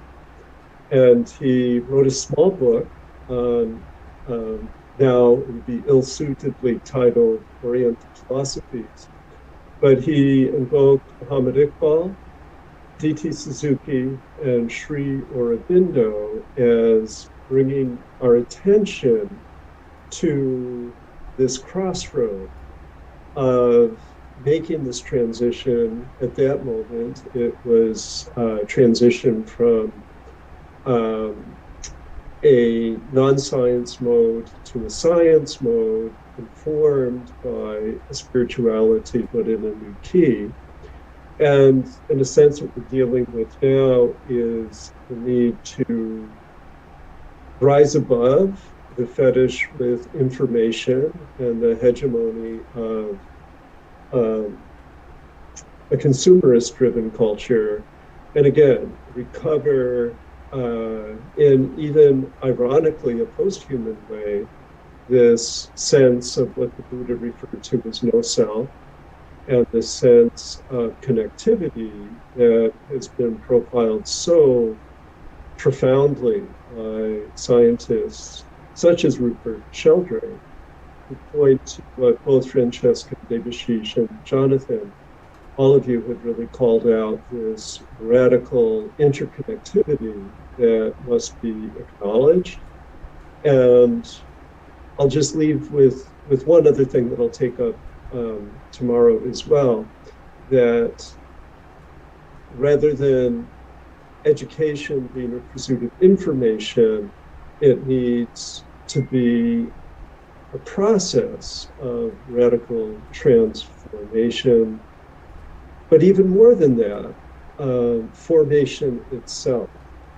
And I'll be speaking to this in talking about the applications of yoga in our sessions. Thank you, Chris. I think that that's a very pertinent comment. I think, did you mention the book that you mentioned that was by Rupert Sheldrake? The book that you talked about, the three figures who... no, that was Thomas Berry. Thomas Berry, yeah. Right, okay. Wrote The Dream of the Earth, The Great Work, Evening Thoughts, and so on. Very, very interesting. Yeah, it's really interesting. Modern history, modern cultural history is so accelerated.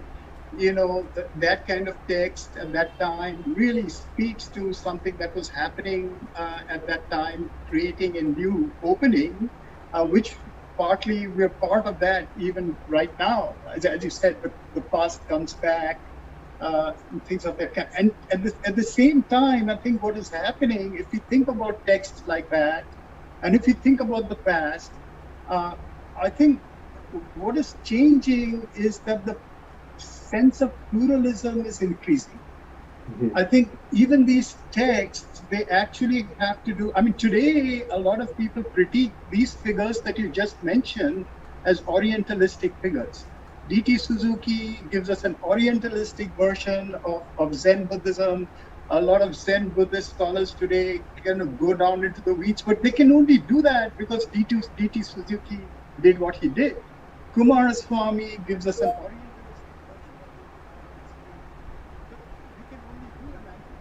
version today because he did what he did. So it's really, we have to look at history as a kind of unfolding of this scenario of increased pluralism.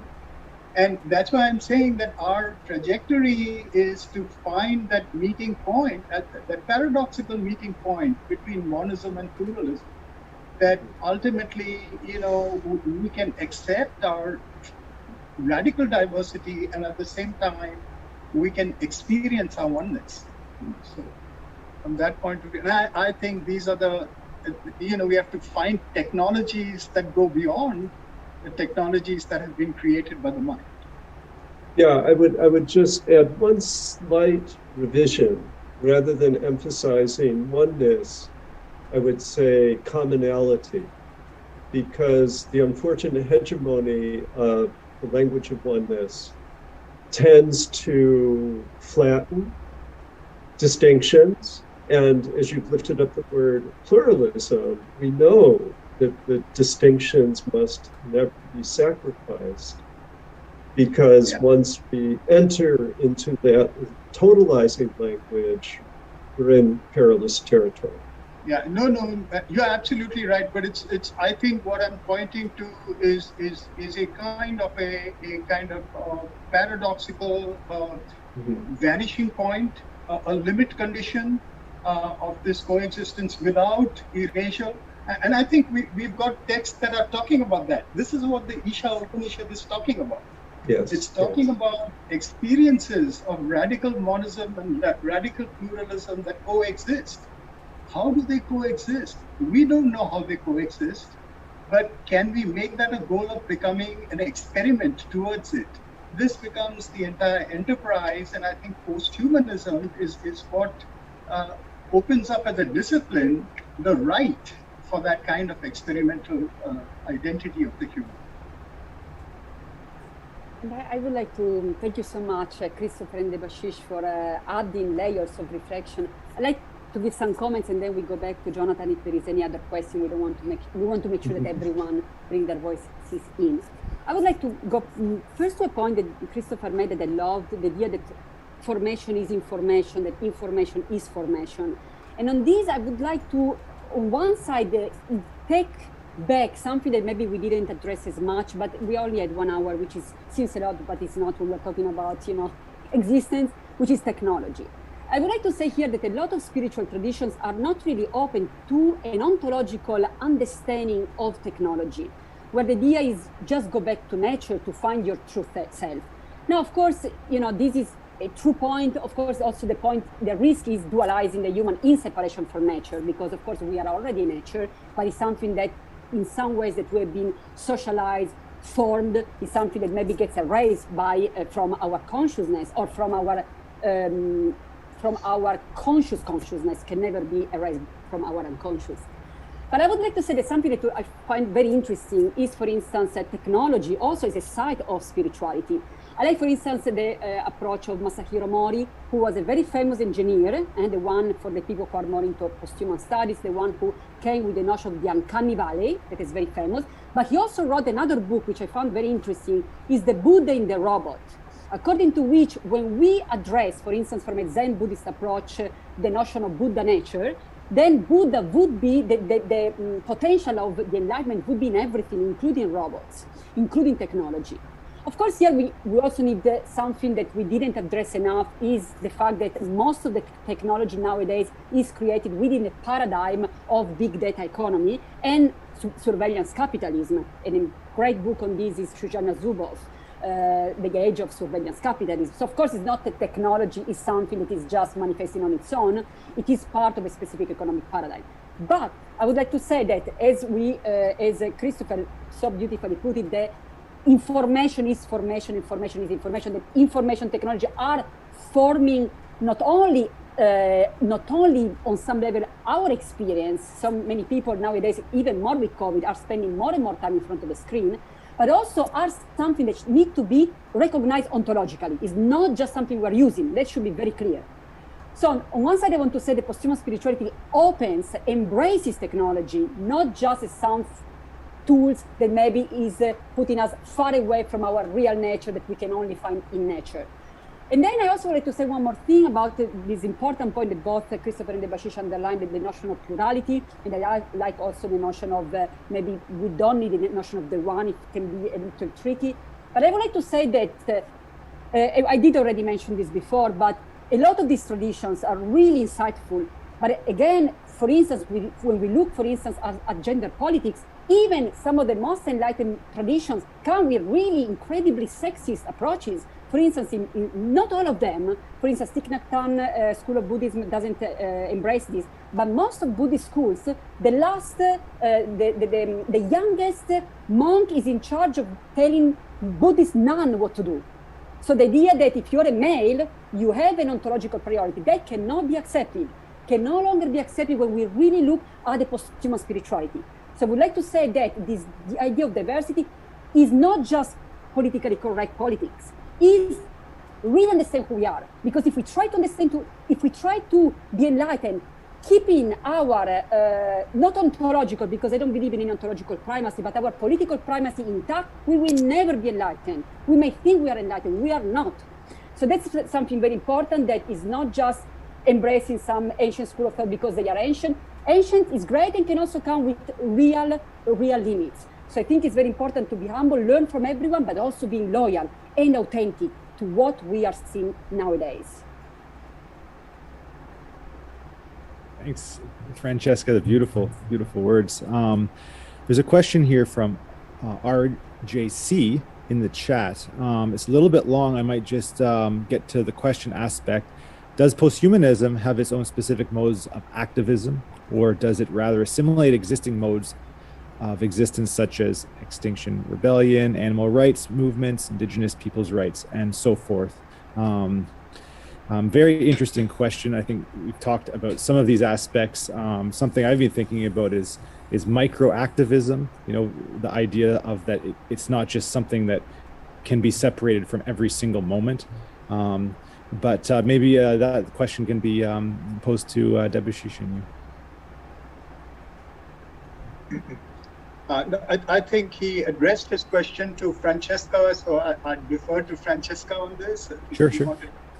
Yeah. Thank you so and much. I think that will be the last question we'll take up, because I think people are getting rested. It's got quite late, and I think we can continue this conversation later on Sunday. Well, thank you so much. Yes. Thank Thank you, Stan. Question: who is the person who I want to acknowledge the person? It's Rich Carlson.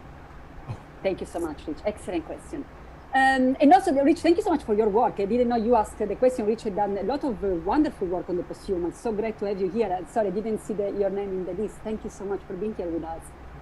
Okay, so that's a very important question that I think is becoming more and more clear now that we are seeing posthumanism as a praxis. Now, I would like to answer through different layers here. The first layer so I've been thinking about this because we get a lot of people. I'm also part of not only the Indian Posthumanist Network, but the Global Posthuman Network. So we get a lot of people asking how to volunteer, how can we embrace posthuman activism? So of course, now I am a philosopher and maybe that's a limit also. And I've been a little maybe stuck in the notion of activism when the notion of vita activa, the life active has been separated from the contemplative life. Think, for instance, of Hannah Arendt, vita activa / vita contemplativa, which is in Latin simply means active life separated from contemplative life. So I like what Jonathan said, the idea that we don't have to think, for instance, of explicit way of being active by, for instance, embracing other forms of being active. I think that someone maybe in a cave in the Himalaya doing deep meditation is maybe bringing more effect to our dimension than someone who's being very vocal about it, but maybe not changing any real dynamics at work in the whole network of existence. So I think that the idea of being active is maybe sometimes a little bit of a Western notion in which you proclaim your activism in a public sphere. But I remember this friend of mine, he was taking a long walk in Peru, in Machu Picchu, and he took a walk and kept walking and walking, didn't find anyone. Eventually, hours later, he finds this, I think it was a native Quechua person sitting with a little fire and some flowers. And they just started interacting, said, what you are doing? And he said, I think it was a he, but I'm not sure, so let's say that they said, we're here doing a ritual for healing the earth.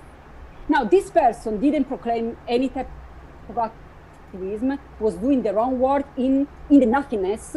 And that, for me, is a form of activism.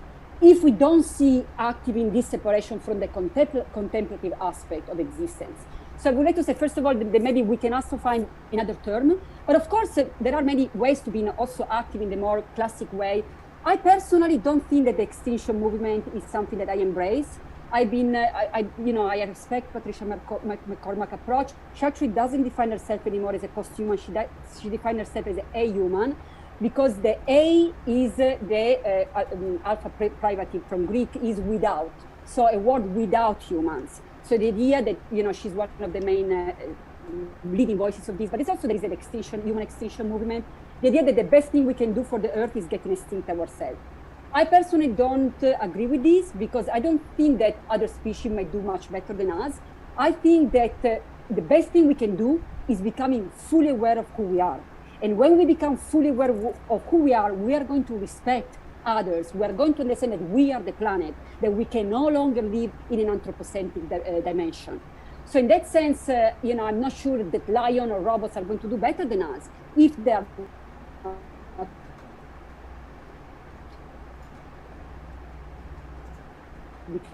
is not getting extinct. Of course, I would make sure that people are aware of the impact of procreating in large number on the planet. So if everyone has 12 children, we need to be aware that is already an issue. So, the idea of having children is beautiful, but also, of course, we need to understand that it's not just us having children. We are part of the planet, part of society. So maybe, planning, that's very important, family planning.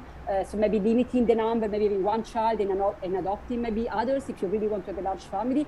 So those are questions that I'm not going to reply to I'm not going to answer for everyone. But I can say that in my case, I personally didn't feel the need to have a child. But when I was 30, I started to feel this deep desire in me. Eventually, I had a child. It's been an amazing experience of deep enlightenment. It's teaching me so much, seeing through her eyes. And I'm learning so much about we are not dichotomic beings. Young children are not dichotomic in any way. And I think we as a species are born enlightened. Having relation with young kids, they're enlightened. They don't come with categories. Everything is possible. They are gentle, they're kind. So it's been an amazing experience, which I would advise to anyone who's interested in. But also, of course, the idea of having another child, I'm also a posthumanist. I'm aware that I'm not alone here. I'm aware that the planet resources are limited. So I felt, two of us having one child, we're already reducing the number of humans. And maybe if I want more children, maybe I'm going to adopt one or two or many. There are a lot of children who would be happy to have a family that love them. So in that sense, I feel that I'm not saying that this is an answer for everyone in any way. Maybe some people need to have their own many children. And I don't want to judge anyone, but I want to say that people can ask this question in an authentic, humble way that is really taking account of everything and finally coming with a real answer that is an authentic answer. So there is not one answer for everyone, but like the idea that if everyone has 12 children, we are collapsing. We're already collapsing. So these are important questions. But I do not agree personally with the answer is just getting rid of humans. I don't think that robots are going to be the enlightened ones or lions or mice or cockroaches. I think the best thing we can do is being aware of who we truly are. Thank you so much, Francesca. Grazie. Thank you, Debashish.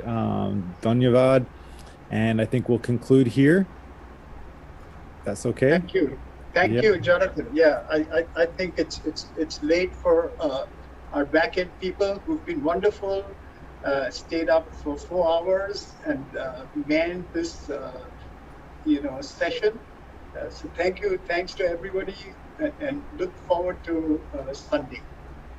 Yeah, and I also would like to thank so much everyone, Debashish, Jonathan, Christopher, Rich, all the people who were part of this conversation, and also all the people who were here with us. We need everyone's voices. We don't want just someone to listen to us giving answers. We are not giving answers, we're giving perspectives. We share what we've been reflecting, but we need everyone to be part of this. And no one should be judged because they did something that maybe is not considered posthuman enough. But let's ask questions together, let's think together, let's build this together the way you are. So thank you so much, everyone. It's been an incredible joy, an honor to be on this together. And of course, we're looking so much forward Sunday to our final day of the conference, but the first one of the beginning of an incredible interaction through the Indian Posthumanism Network. Thank you so much, everyone. Thank you. Thank you.